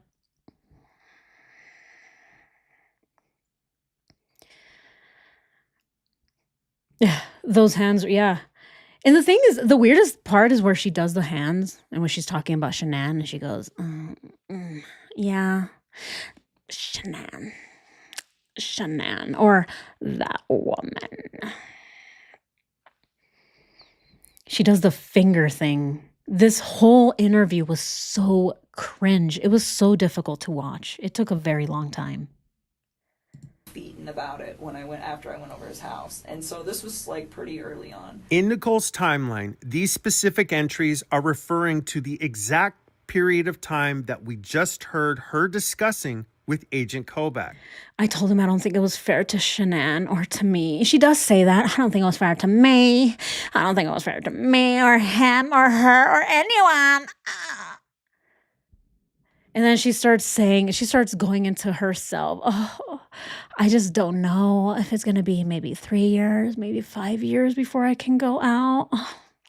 Everyone's going to think I'm just such a terrible person, but like, I didn't know. The performance of a lifetime. Give this woman an Oscar, someone. Everybody, round of applause. Oh my God, tearjerker. Oh. Standing ovation for Nichol Kessinger, guys. Oh, they're so little. It is so cringe and it's so hard to watch. If you haven't done so, you should, because you'll catch a lot of weird things in all of her mannerisms every time she's lying. Let's continue. Nichol is clearly making a concerted effort to let law enforcement know that she has only ever been this altruistic person who was always trying to do the right thing. She told Chris over and over, it seems, to go work on his marriage, patch things up, ignore her, and go work things out for his family. Oh, please. Oh, but whoopsie daisy, because just a few days later in her own timeline entry, we attempted Twister 4 times that evening. He seemed mentally interested, but physically cannot perform. I asked him what the problem was several times, and he kept telling me that nothing was wrong. So this is very interesting. They attempted it 4 times? 4 times! And he couldn't perform. The stress was getting to him. He's like, oh, you want me to do what now? Oh, you want to go play Twister? Okay. All right. Yeah, Chris is a psychopath, but dang, like imagine being told, "Oh, go do this, Chris, and then let's go play Twister." What kind of mentality do you have to be able to perform after being told that you're going to go do something to your family? Again, this is just speculation. I don't know if this is why he was having trouble performing, but this is very weird, especially because he was, not in love, but he was in lust. He was in lust. So I'm sure he's like, yeah, any opportunity he could get. He's like, yeah, Nichol, yeah, let's go for it. Yeah, let's play Twister. My hand is on the red and my leg is on the blue. Yeah, my kneecap is over here on the green. Here, can you get under me? Or it could just be that this is a lie. Who knows? But she did say that she was withholding Twister from him as a manipulation tactic. So it could be that Chris was already feeling the stress, like, oh my God, what am I going to do? All the while coming up with plans, all the while having to pay for the lazy dog, which, by the way, I think is very interesting and pretty funny, actually, that Nichol is over here talking about Shanann and how she's so materialistic and, oh my God, you're going bankrupt because of her. Yet Nichol allowed Chris to pay for every one of the dinners. Oh, it's okay, Chris. Yeah, I want the asparagus and I want the artichoke dip with an extra large water, please. You got it, right? Yeah. All of those Anadarko gift cards, you got it. Yeah, okay. Thank you, my love. She let him pay every single time as she's talking about how broke he is. Oh, you're so poor, Chris. Here, let me help you find an apartment for you and your kids. It's so close. Oh, you're going to be so close to me and it's so cheap. Yeah, I'm going to help you save, Chris. But also, can you take me to 3 lazy dogs this evening? I'm feeling a little peckish. So many contradictions from this woman. What do we actually believe?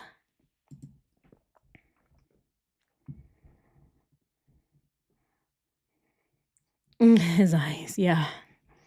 Look at his eyes.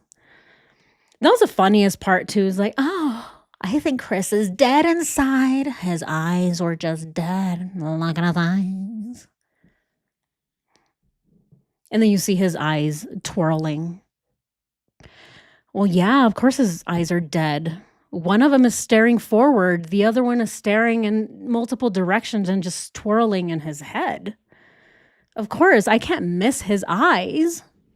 They're spinning around in his skull, Nichol. Look at his eyes. So insane. Anyway, let's continue. Somehow their physical relationship just reanimates itself from thin air.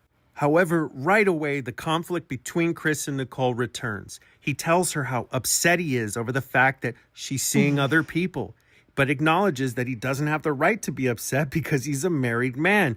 But then she claims that he agreed to go work things out with Shanann, and I have to call complete BS. Once again, you are telling me that a man who has spent every waking moment of his life obsessively communicating with Nichol through text messages, emails, WhatsApps, phone calls that lasted hours on end, someone for whom she was having an intimate physical relationship with on a daily basis, is now just gonna go back to his broken marriage? That doesn't make any sense. But do you know what does make sense?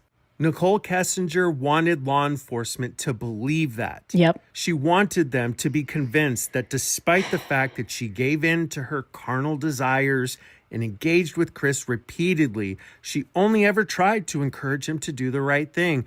But in reality, it is my belief that her motivation was always something far more sinister. And here's why. In the 3 years... Yes, it has always been something far more sinister. Every lie that she told was for something. It was for her. Like I said, it was self-serving. And the fact that no one ever called her out on it. Kevin not once questioned anything that she said. Why? Why? I cannot wait for this new district attorney to come in. 2 more years.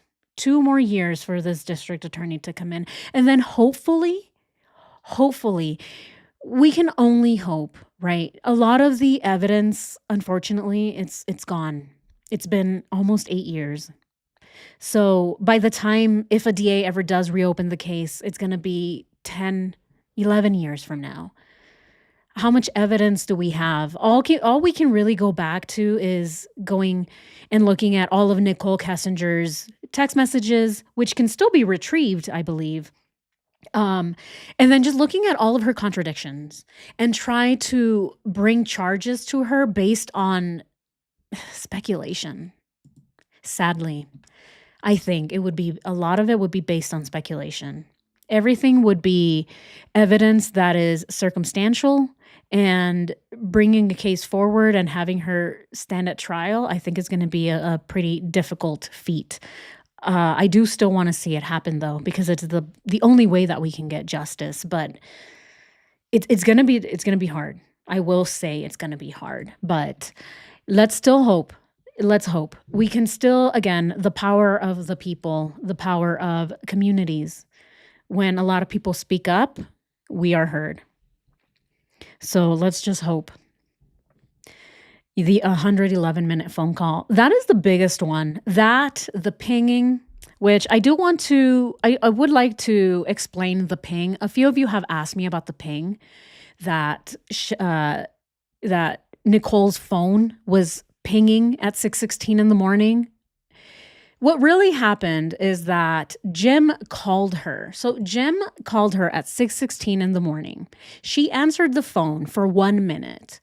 When she answered the phone, the 3 cell towers closest to her triangulated her location. So they created a triangle, and then she would be in the center. When those 3 towers connected, they pinpointed her in Frederick, Colorado, when she answered that phone call. So at 6:16, when she answered Jim's phone call for 1 minute, the cell towers located her in Frederick, Colorado.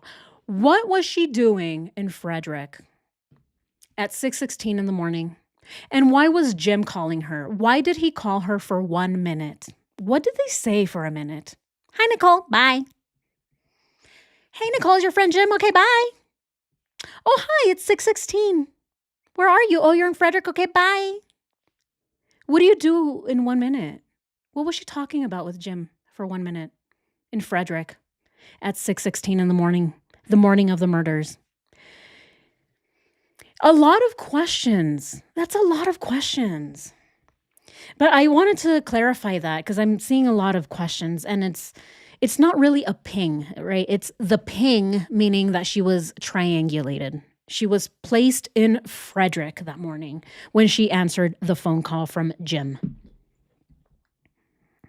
And that is where the speculation comes that she was there, that she helped dig the hole. She was either there to make sure that Chris carried out the task that morning, because I think that she probably thought that Chris was going to get cold feet.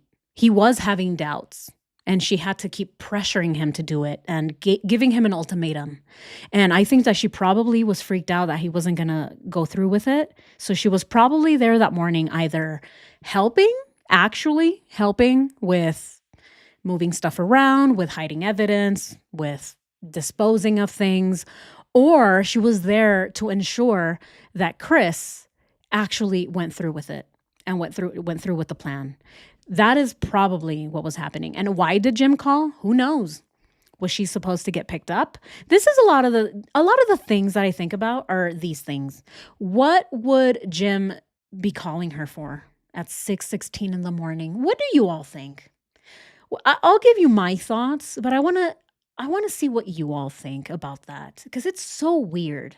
Why did he call her at 6:16 in the morning? She picked up. They talked for 1 minute. I'm here. Yeah. Jim said, "Hey, I'm here." Click. "Hey, where are you at?" "Hey, I got the shovels." "Hey, I'm at the Home Depot." "How much?" "Oh, okay. The shovels are how much?" "Okay. Can Chris get them?" "Oh, okay. All right." What was it? Who knows? Hey, this is just speculation. I'm just throwing ideas out there. What could have been said in 1 minute?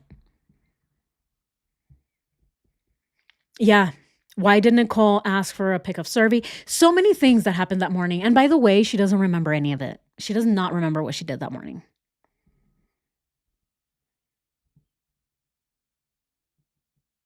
Where did Jim? Oh my goodness. I would love to know where Jim's phone pinged.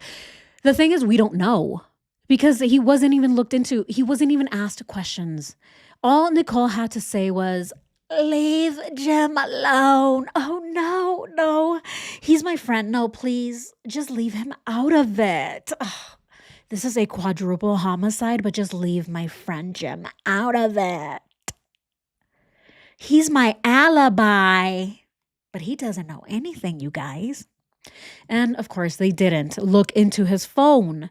Where did his phone ping? I would love to know where his phone pinged. Where was he at? That's a good question. Great point. I'm going to write that down, actually. Jim's ping. And we'll probably never know, but it's just very curious about it now. The most innocent explanation that she was stalking to see if he was still with Shanann. Yeah. Trying to see if he if he went through with the plan or if he was still with her. Was his truck still there? Because he should already be at Survey. Like those things. That would be the most innocent thing that she did. But, of course, there is more. It could be even more sinister. It could have been a butt dial. It's possible. It's possible. I'm not gonna say no. It's possible. It's possible that she answered and was like, "Hello," and you just, "Jim, was that you?" Okay. I think he needs some time to himself. Maybe some Metamucil, some fiber for your belly. Who knows? What was it?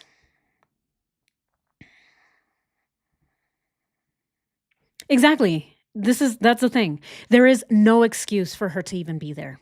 Even if she was just checking to see if he was still with Shanann, there's no excuse. She shouldn't be there.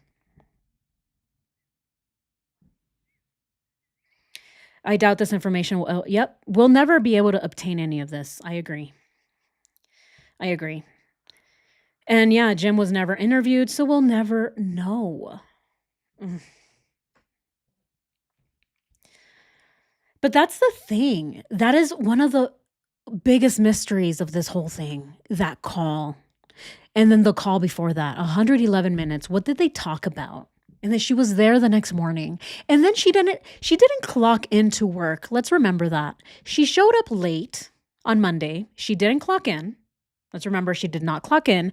She apparently called her guru, her twister guru. Oh, my guru, he tells me which hand to put where. I can probably put my left pinky toe on the green and then twist my neck and then put my head on the yellow. Getting all kinds of different advice from her guru, but apparently she called. And then she left early and she met up with Jim. Jim was already at her house, but then she says, oh, not really. He was picking up broccoli for dinner. He was stuck on the I-70. Oh, so much traffic. And I don't know what time he showed up. A lot of contradictions. Who knows what time Jim was actually at her house? What happened? And why was Jim never interviewed? Yeah, that's the question we all have. What's wrong with the investigators?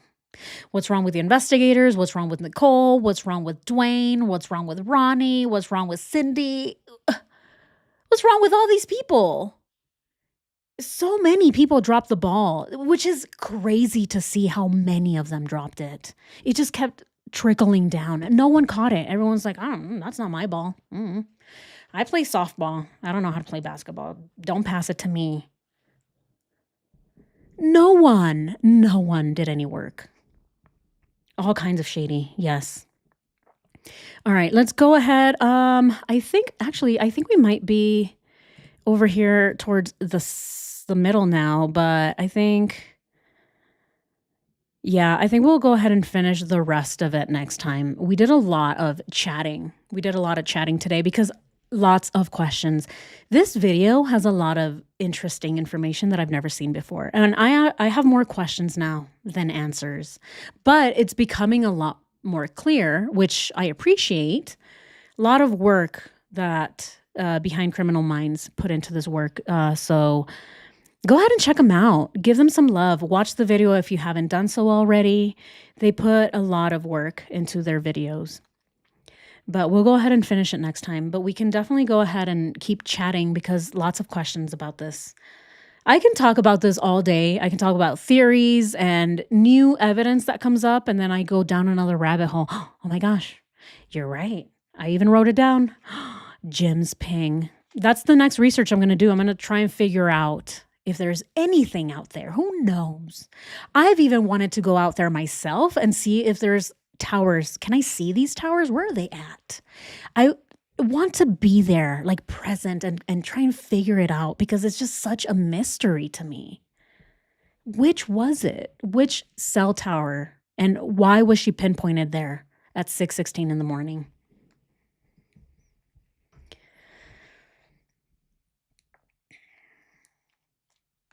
Weld County was desperate to protect the reputation of Anadarko Petroleum. Yeah, I agree. This was, right? Like, we have so many theories about this case. Was Dwayne with the police? Was he a secret agent? Is he with the Illuminati? All these things, right? But I think what makes the most logical sense is that the Justice Department was trying to protect a corporation. I've said this before, and I've talked to a few of you about this, that I think that the reason that Nichol was protected wasn't really so much as to protect her, but it was mostly to protect higher ups. Who knows? Who knows what kind of involvement Nichol had with other people, other guys, other men that she has worked with? Who knows? But if Nichol was investigated, if she went into trial, then maybe a lot of her past would come to light. And that past would involve a lot of higher ups, CEOs, people up there in the corporate world.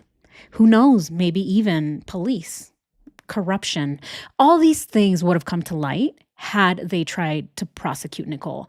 I think that is the most logical explanation for all of this. Is that they were protecting a corporation, a CEO, or some type of billionaire, or something bigger. It had to be way bigger than Nichol and Ronnie. or not Ronnie, Dwayne. I can mixing them up. One of them says, "Oh Lord, Lord, Lord, Lord, Lord, son." And then the other one says, "Nope, you can't ask that question." So I don't know how I get them mixed up. They kind of, I don't know. I see them both as the same for some reason. But yeah, like what is it? I think it's bigger. It's bigger than Dwayne and bigger than Nichol. Yeah, she played Twister with a lot of higher ups. Yeah. Yeah. She can probably do this in the Olympics, win an Olympic gold medal for the Twister. She's so flexible. She's like, "Oh, I can put this pinky over here in the purple, and I can put my leg up."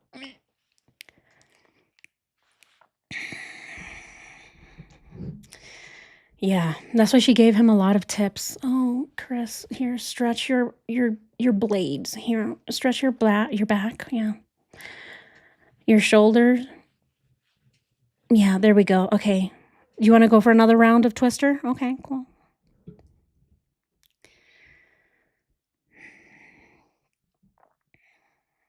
The stocks were high at the time, didn't want to crash Anadarko.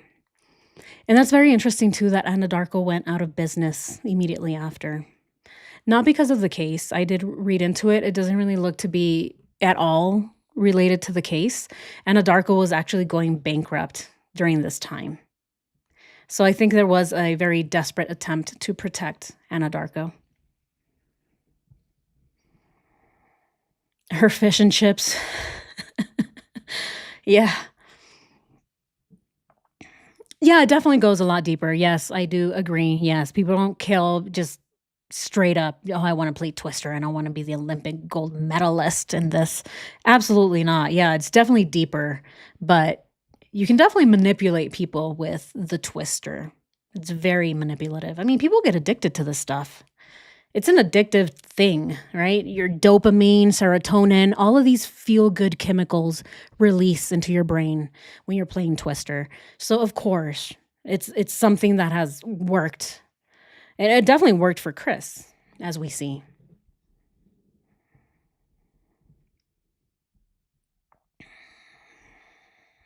Yeah. Yeah, a lot of the oil fields did close after that. Nikki's family works in law enforcement. I'm not sure. I did a little bit of digging into Dwayne Kessinger. All I could find was that he works at he's like an engineer or some type of electrician or something. It's really weird. He did have the watts measuring thing in the back of his Facebook profile. It said watts in the back, which I thought, I don't know, is this guy trolling? Is this a hint? Is this foreshadowing? What is this? I thought that was really weird. But I've done some digging and I could not find anything on Dwayne, Daddy Dwayne. He was not in the military. He did not have any law enforcement ties that I know of. Who knows? Who knows? Do Jim and Chris know each other? Again, who really knows? There is this belief that Jim and Nichol went out. All of them, all three of them went out together camping at the sand dunes. They all hung out together, and supposedly that's where Jim and Chris met. But I believe that they did meet. It's kind of hard to believe that Nichol Kessinger's best friend, Jim, and Chris didn't meet, especially when she was Googling how to play Twister with 3 different people. I mean, that's a lot of people in Twister. Remember, Twister it's a game, right? It's just a little square. You got red, yellow, green, blue circles. You can fit a few people on Twister. But again, you have to get all tangled up in there. You spin it. It lands left hand on blue. Okay, you put left hand on blue. Left foot green, left foot green. So if you're playing with 2 other people, it can get a little messy. But she was Googling how to play Twister with 3 people. Who was the third person? Last time I checked, Chris was just one guy. and he can barely even perform as one man. So the fact that she was looking for a third player in her Twister game, that tells me that they met more times than just once, and definitely before the sand dunes. Again, speculation. This is just my opinion. Just my opinion. Daddy, I'm in trouble. Daddy, I need help, she says. She calls Daddy for damage control.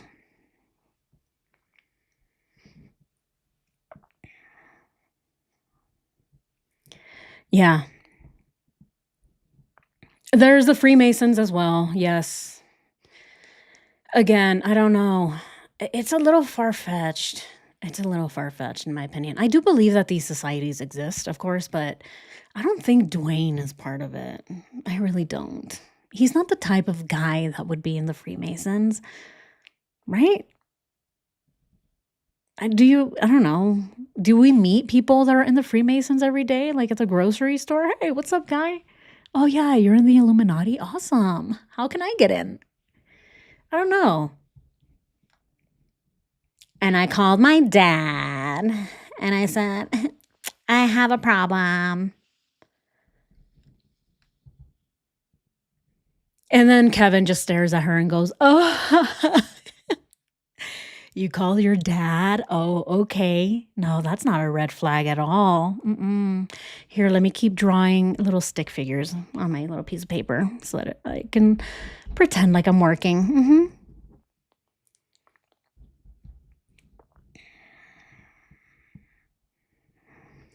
But yeah, lots of questions. We have way more questions now, I believe, than we have answers. But really, really good work by Behind Criminal Minds. And like I said, if you haven't checked them out yet, please go ahead and check them out. Check out their other videos. They've done so many videos on Nichol Kessinger. It's one of the channels that I went to a lot before I started mine. It's where I started to get a lot of extra information on Nichol. And it started to make a lot of sense, just seeing a lot of clips about her and everything else that she Googled, all the evidence that was hidden. It's very good. It's really well done. So go ahead and give them some love. Check out their video. It's one of their newer ones. But yeah, that is all. That is all I have for you all today. Yeah, we've got some time. If you all want to keep chatting, we can keep chatting. My cats are still sleeping, so. Yeah, the laughs from Kevin, 100% inappropriate. What is up with this guy? Oh,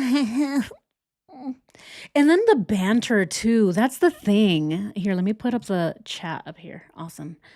Okay.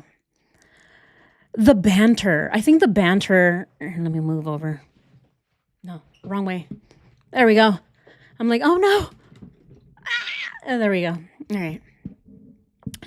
I think the banter was just so inappropriate.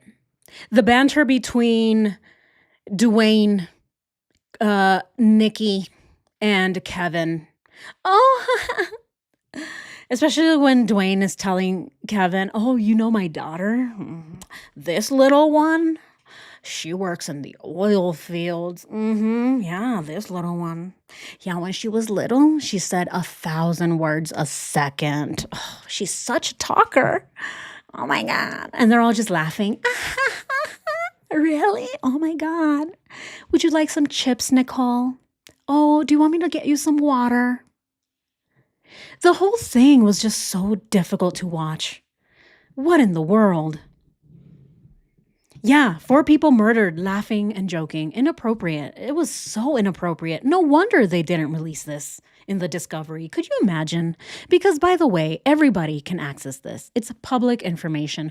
Wherever you are, you can access this information. You can ask Weld County to give you access to the files, and they will, because it's public.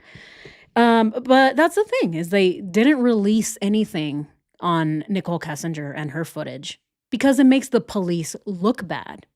That makes a lot of sense. They did not want to release it because it shows that the police did absolutely nothing they did nothing. They allowed Nichol and Dwayne to run that whole interview. So it was a bad look for them. And that's why I think they didn't release it.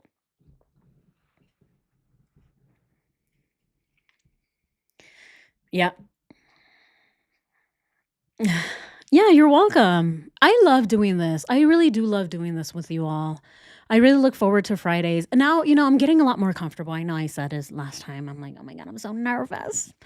But, it's just part of it. It's just part of the game. I'm always like, oh my God, what if nothing works today? What if my chair breaks and I fall over? Oh my God. But I do love doing this because I love seeing what you all have to say. I love seeing your perspective. And this is the thing is we're all here to try and get the truth. So even if we don't agree, at least we are pinpointing things. At least we are coming up with our own theories. A lot of them, make sense. And then we can start to kind of piece it together as a whole, as a group.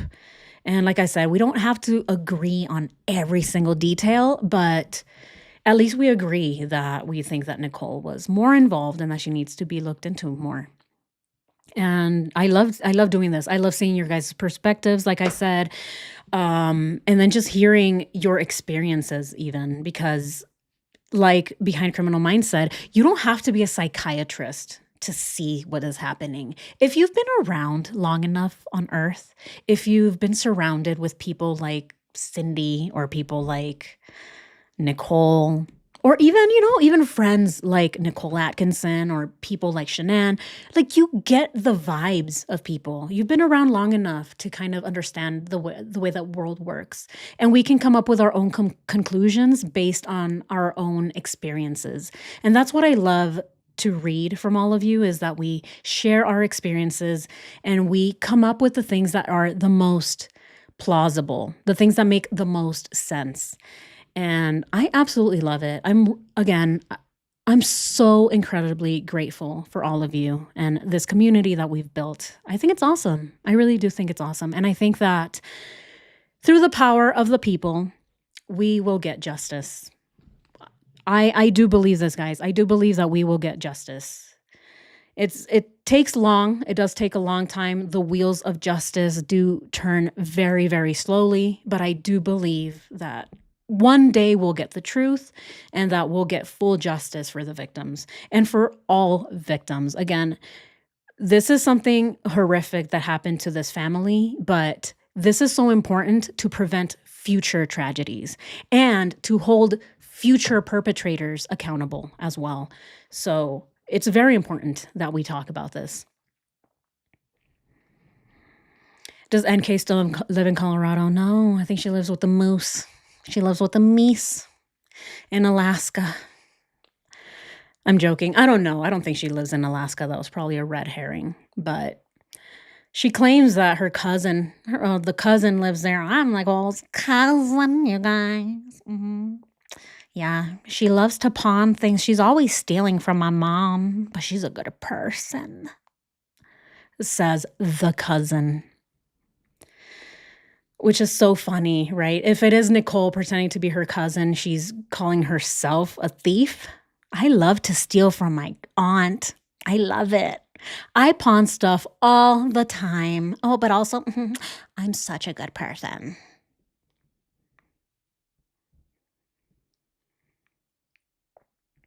Oh, people are saying that she was spotted in Montana. I mean, it could be. It could be. She probably did move up north. Who knows? Montana, Wyoming.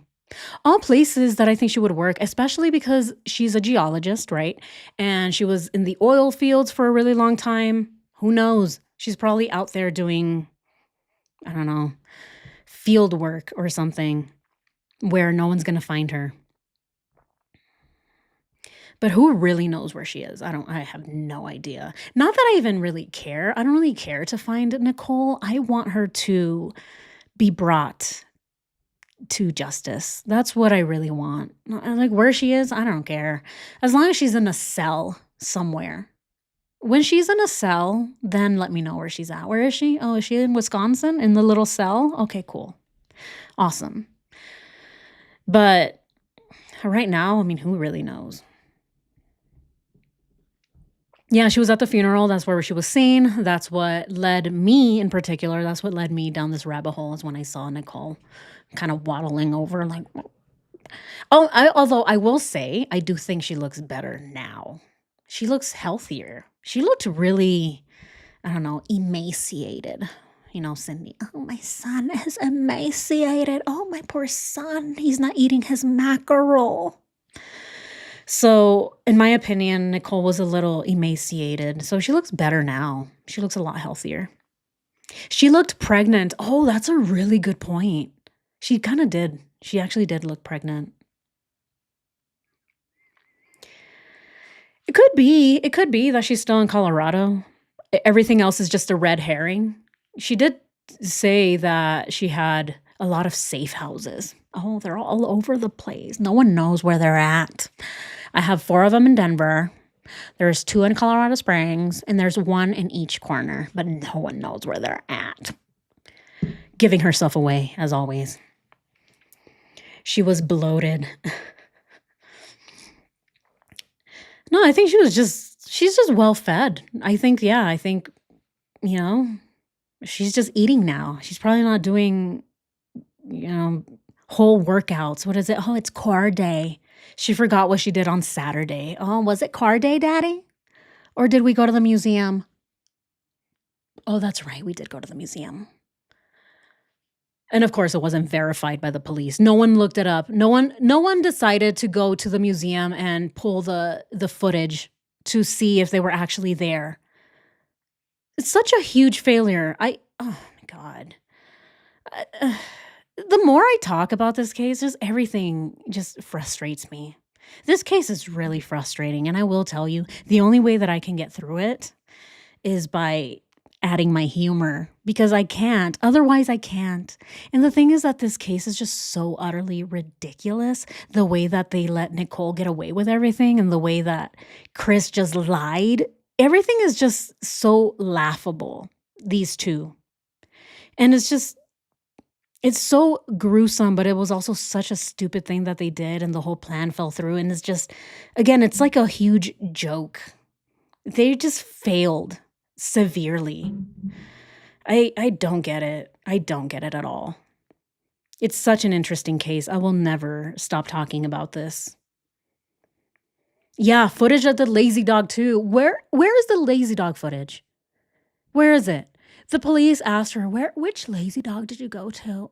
Oh, yeah, there's 2 of them. And she goes, yeah, 2.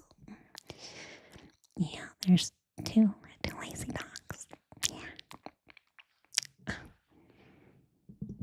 Yeah, I went to the lazy dogs. She whispers it to him. Why? Why couldn't they get the camera footage to actually see if they were there? She did say that they showed up. They asked them, oh, do you want to sit? And she said no. And they kind of just like stood around. What happened? Did they actually get sat down at a table? Were they there just picking up food to go? Where is the footage?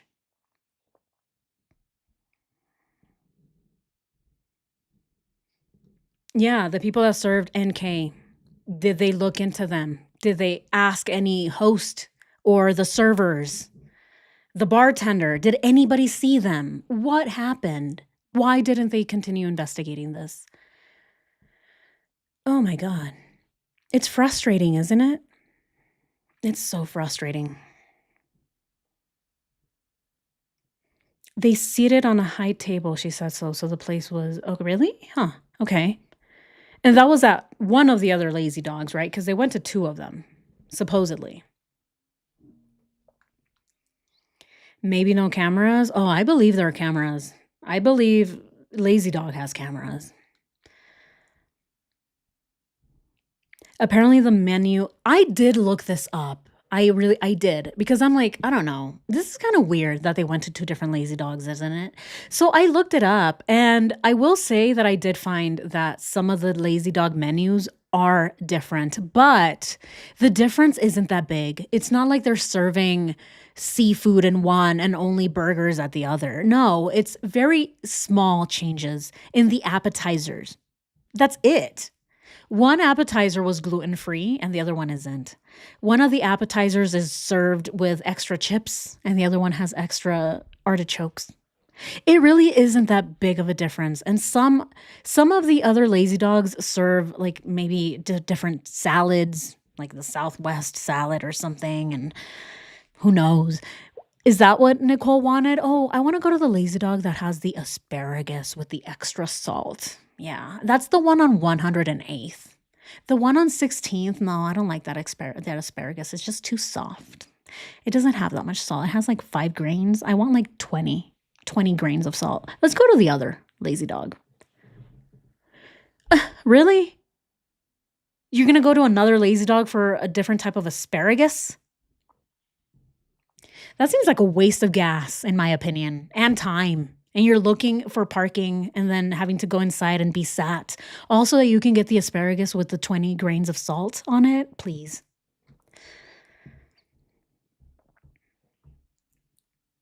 They ordered the salmon.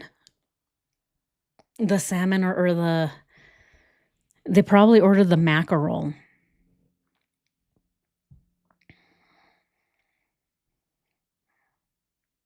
Yeah, her macros. That's probably what it was. It was the macros. She didn't want to mess up the macros. Oh no. That water has way more H2O molecules. No, we need to go to the other lazy dog. That one, they ration the H2O molecules. Yeah, no. Too many calories for me, Chris. It's going to mess up my core day. I worked out all day yesterday. It took me way too long to get this one ab. And that's probably why they drove to the other lazy dog, because she's like, no, too many calories in this water. I think they were there to meet someone and went to the wrong one. Oh my goodness. That is such a good point, Lisa Jones. Thank you for this. I've never even thought about this one. What do we all think about this?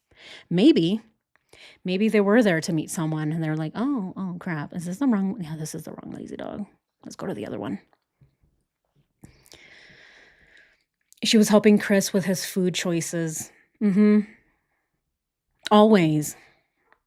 Oh, I was just helping him dialing in his macros. What's your body height or what's your body weight? What's your height, Chris? Oh, okay. So you need 20,000 macros per minute. You can get that via the chicken and the carrots.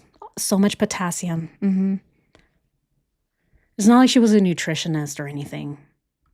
She just worked out. The people that were meeting went to another lazy dog.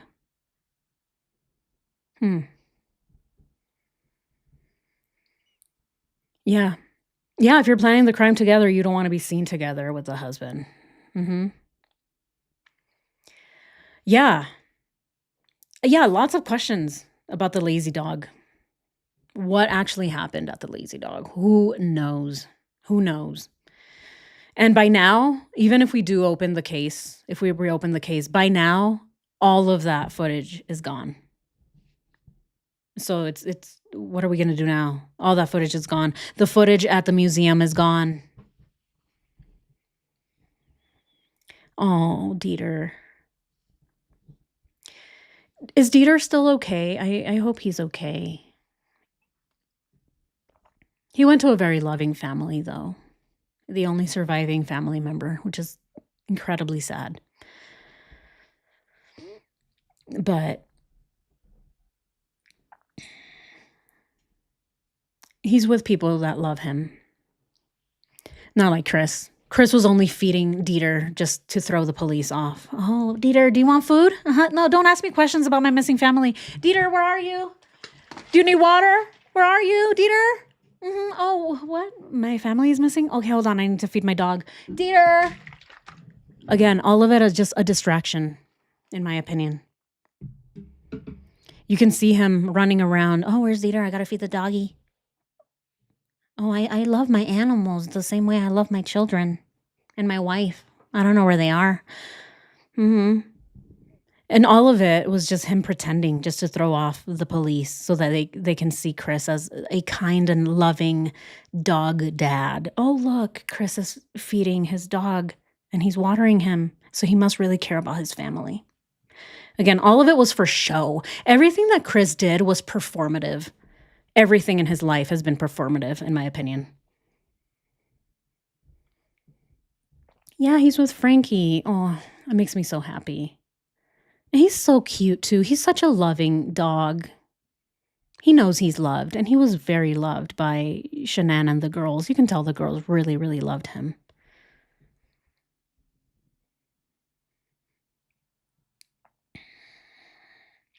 Yes. Did anyone see the video where Shanann told Chris not to choke Dieter? Yes. That was insane. I actually did watch that and was like, what in the world? Chris is putting his hand around Dieter's throat. And he thinks it's funny. Maybe he was already a psychopath. Maybe he probably didn't even need that much convincing because he was a strange one. He was already doing really creepy things. Maybe it was all foreshadowing. Who knows?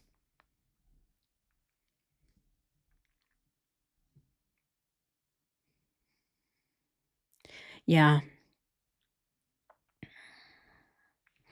Yeah, well, Chris says he regretted not going to the game, but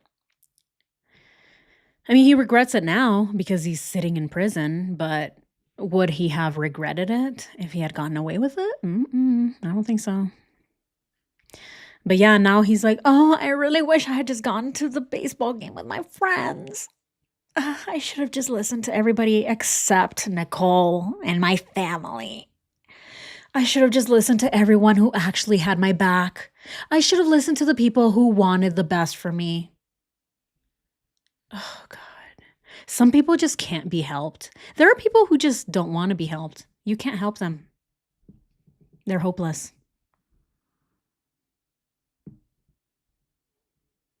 He did do that to a little dog. Yeah. He was choking him out. But it was like a joke. He was like being playful or whatever with a dog, like a tiny dog. Like what kind of breed is he? I don't know what kind of breed. He's a little tiny Chihuahua looking thing. But he's not a Chihuahua. What is he? A dachshund or what is he? Tiny little cute doggy. And Chris is literally putting his hands around his throat, thinking it's funny. Shanann's like, what are you doing? Get your hands off of him. And this is the thing, those are the videos that people watch of Shanann and they're like, oh my gosh, she's so mean to him. Yeah, he was choking an animal. He was choking a dog. She wasn't being mean to him. She was just telling him to stop hurting the animal. What in the world? Yes, yes. There we go.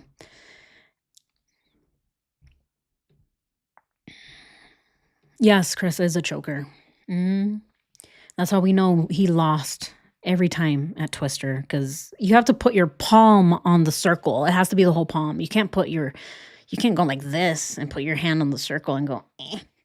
You'll break your fingers. The dog didn't like him. That's 100% true. The dog did not like him. It's kind of obvious, actually. The dog was not that fond of Chris. He didn't even pay attention to him. Chris did not pay attention to Dieter. You can even see him when he walks in and Dieter is like so happy to see him. He's like, like on the floor. Like he's like running in place. And Chris is just like, we did it again.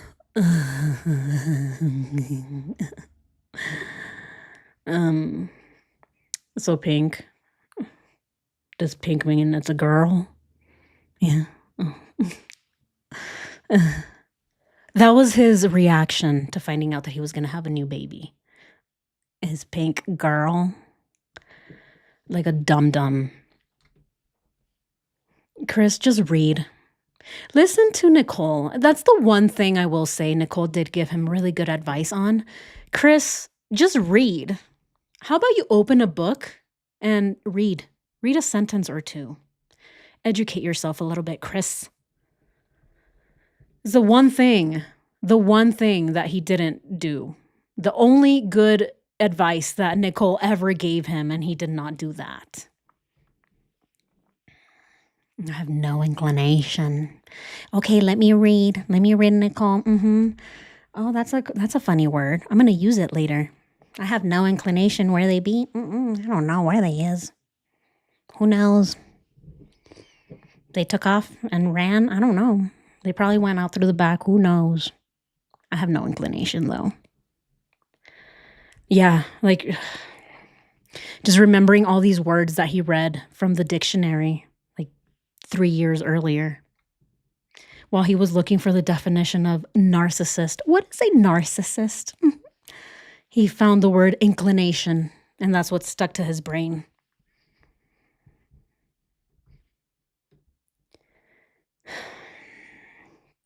Mhm. I love that you all bring up such great points. I love that. Bringing up Carl Jung and just reading, like we're reading everything. And now read about the ethics in Socrates. Ooh, we're getting so philosophical here. And this is what I love. And this is why we're called Rabbit Hole Rocks, because we'll go down every rabbit hole. Let's go down what Socrates said about Chris. What did Plato say about him? Who knows?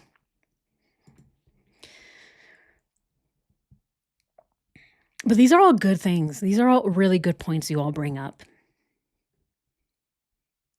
Oh, that was insane. The cops leaving Dieter in the house for 3 days. That is, when I found that out, I could not believe it. They actually left the poor dog by himself in the house until someone came to rescue him.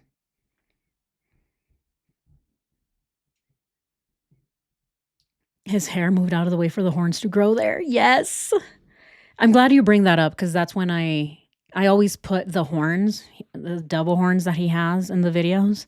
They're always right there where he has the bald spots. It's perfect. I think it was all already designed for all of my edits. He got that haircut on purpose. He's like, oh, I need rocks to edit my horns in. And that's why Nichol wanted to match with him too. He's like, oh, can I get the horns in the videos? Okay, yeah, Nichol, I'll put them on. She'll get just one horn, though, because she only has one bald spot. I'll make her a unicorn. A unicorn from the side.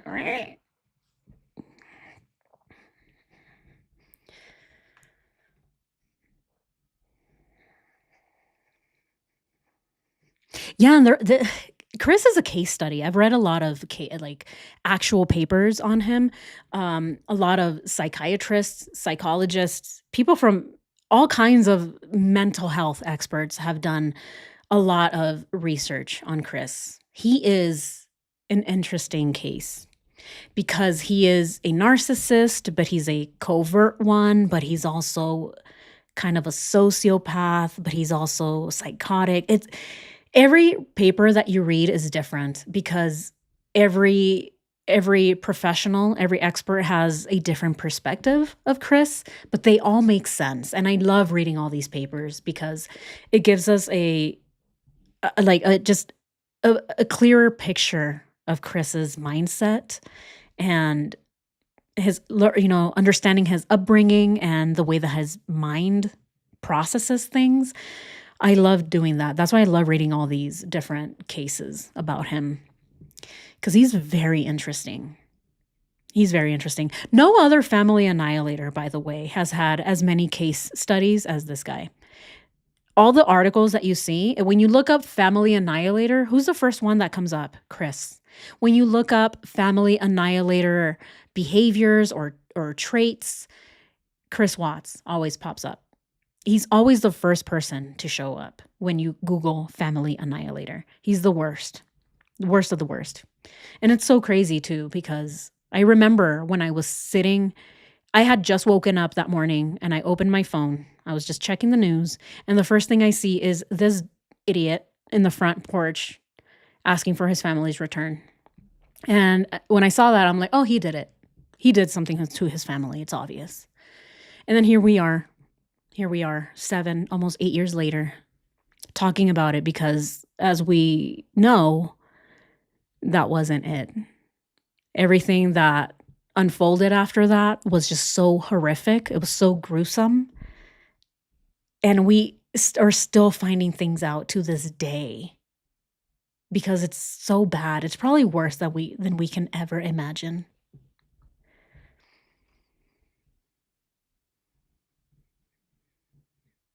Yeah.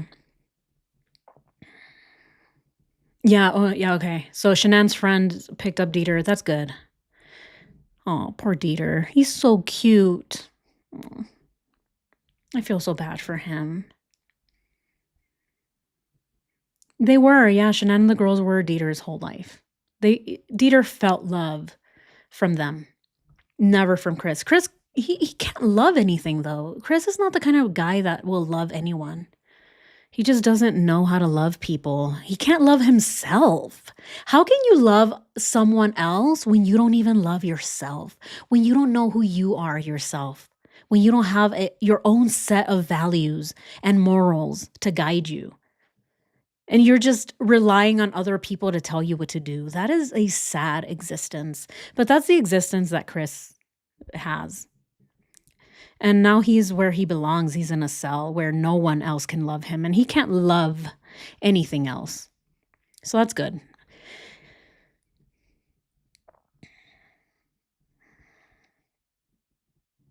Yeah, and that's why, yes, that's why I agree. It was only lust with it and K. There was no real love. How could there be? For love, there has to be mutual respect. And it's obvious that Nichol did not really respect Chris all that much. And Chris did not respect Nichol either. Because let's remember that Chris was lying to Nichol from the very beginning, telling her in those Anadarko emails, "Oh, Nichol, I'm a straightforward guy. I'm a straight shooter. I don't BS around. I want no drama. I'm a straightforward guy." Says the cheater. Says the guy who is still very married, has a baby on the way, and is telling his new side piece, "I'm a straightforward guy. Believe me, I don't lie." Really? That's what Nichol wanted? A cheater? Someone who's going to lie to her and cheat on his wife? What is he going to do to Nichol then? These are the things that I don't know what. I don't get it. I don't get it. I don't get it. You all let me know what you think, though. Yes, he is. He's a walking void, 100%. Walking void. No feelings whatsoever. Nothing is guiding him. What guides him? Women. Women guided him throughout life. Oh, thank you, Randy. Randy with an I. Thank you. I appreciate you. Yeah, honest. I'm so honest. Look at me, Nichol. I'm so honest. I'm very married and I have a baby on the way. But I'm a straight shooter. Believe me. Trust me, says the liar. Which, by the way, if you're lying, why are you... There's no need to say, "Trust me." Could you imagine telling a loved one, "Oh my God, hi, I'm so happy to see you. I haven't seen you in so long. I'm so happy. Trust me. Trust me. I'm so happy you're okay. Oh my God, how was that accident? Oh my God, I'm so glad you survived.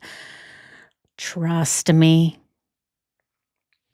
Could you imagine? Could you imagine if someone told you that? You're in the hospital because you just broke a leg and your friend shows up and they're like, "I'm so glad they put your leg back together and that you didn't lose it. I'm so glad you didn't get it amputated. Trust me."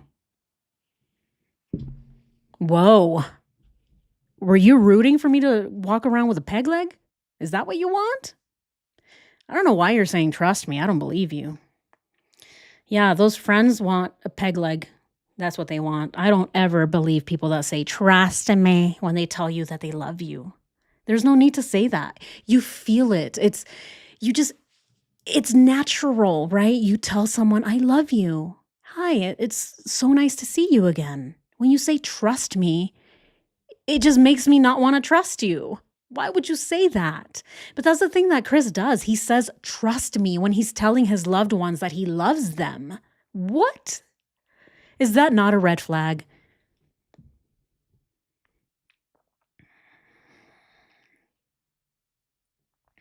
It's so crazy. Oh, thank you, Julie.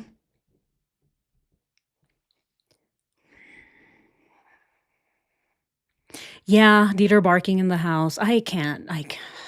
It's so hard to hear Dieter bark. I always mute it because it just hurts my soul. It's almost like Dieter is telling the police what's actually happening. He's like, the killer is right there, you guys. Get him. He's the one that killed my whole family. And he's also stressed because that's the thing, animals feel it, especially the absence of the girls. He felt the absence. He felt that absence of love and care and attention. And he was distressed. He felt that absence and he knew that the killer was in the house. And so when you hear Dieter barking in the background and the police are just doing their investigation, it's so hard. It's really hard for me to watch. I can't. I always I mute it.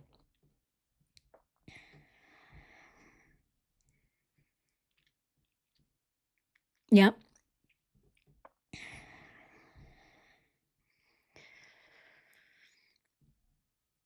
Yes, all those emotions. Oh, thank you. Thank you, Lisa Jones.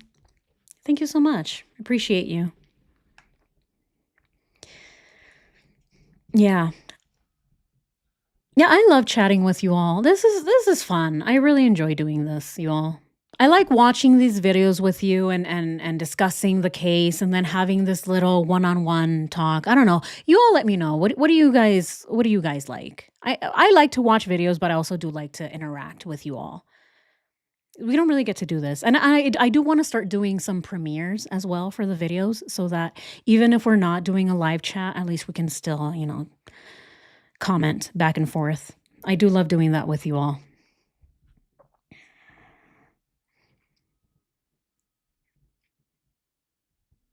Yes, animals talk very clear. They know. They just can't communicate with us. But he was telling the police. He was feeling all of that. It's just sad that he couldn't say it in human language. But yeah, definitely enjoying the live chats. Yeah, let me know what you all thought about this video. Yeah, let me know what you thought about this portion of the video that we watched. A lot of new information. Still a little bit to watch, but we'll definitely get this done on our next live stream, which will be next Friday. Next Friday, which will be Friday the 13th. Ooh, Friday the 13th on next Friday. So hope to see you all here for our live stream on Friday the 13th. I might get a little festive with I don't know. I don't really like Jason. I know a lot of people are like, oh my God, Friday the 13th, Jason. But I like Friday the 13th I like the cats mostly. There's like a lot, like the black cats and the kind of like spooky stuff. It's almost like spooky season, but not really. That's the kind of stuff I like. But we'll see. But I hope you all can make it on Friday's live stream. We'll finish the rest of the video and we'll discuss afterwards like we did today because I really enjoyed this. And you let me know. I don't know. You're like, oh my God, Rox, you talk too much. Who knows? Because I do. I will talk forever if no one stops me. But that's why you're all here, because we all like to talk about this case. We're all very passionate about justice and wanting the truth and getting justice for all of the victims. And yes, if you haven't done so already, like I said, I know it's hard. Because you're having to deal with things that Cindy said about Shanann.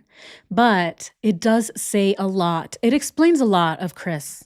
It explains his upbringing, the reasons why he's very passive, why he couldn't set boundaries with women. It does paint a clear picture of Chris's childhood and his upbringing and the way that Cindy treated Shanann around Chris at the very beginning of the relationship. It's very, very telling, but it is a hard read, I will say. There's only 5 chapters, so we only have a few more to go, but oh my God. It's brutal.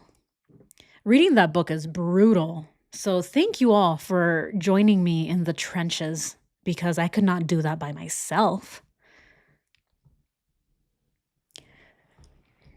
But oh, Han Solo did say, trust me. Oh my God. He's a good guy though, right? I don't know. I love you. I know. I know. But anyway, thank you all so much for joining this live stream. Thank you all for being here on a Friday, Saturday, wherever you're all at. Thank you so much. I really enjoy doing this with you all. But yeah, thank you. If you haven't done so already, go ahead and like.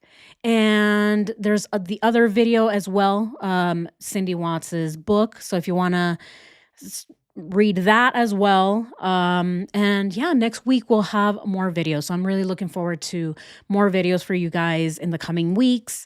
And we're going to keep doing these live streams every Friday. So every Friday, I will see if I can change them. I think this time is working for a lot of people, but I know I don't know. I don't want my people in Australia getting up at 5 in the morning. Oh my God, that's diabolical. Who's waking up at 5 in the morning? Unless you're Cindy. Oh, it's not even that early. Ugh, what's the big deal?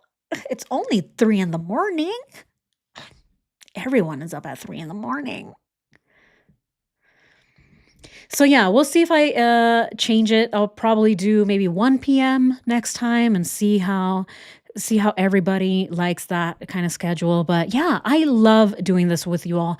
Thank you all so much. I love each and every one of you. I truly, greatly appreciate all of you. Thank you so much to my moderators. Thank you, all of my subscribers, all of my members, all of my new members. Thank you so much. Thank you and welcome.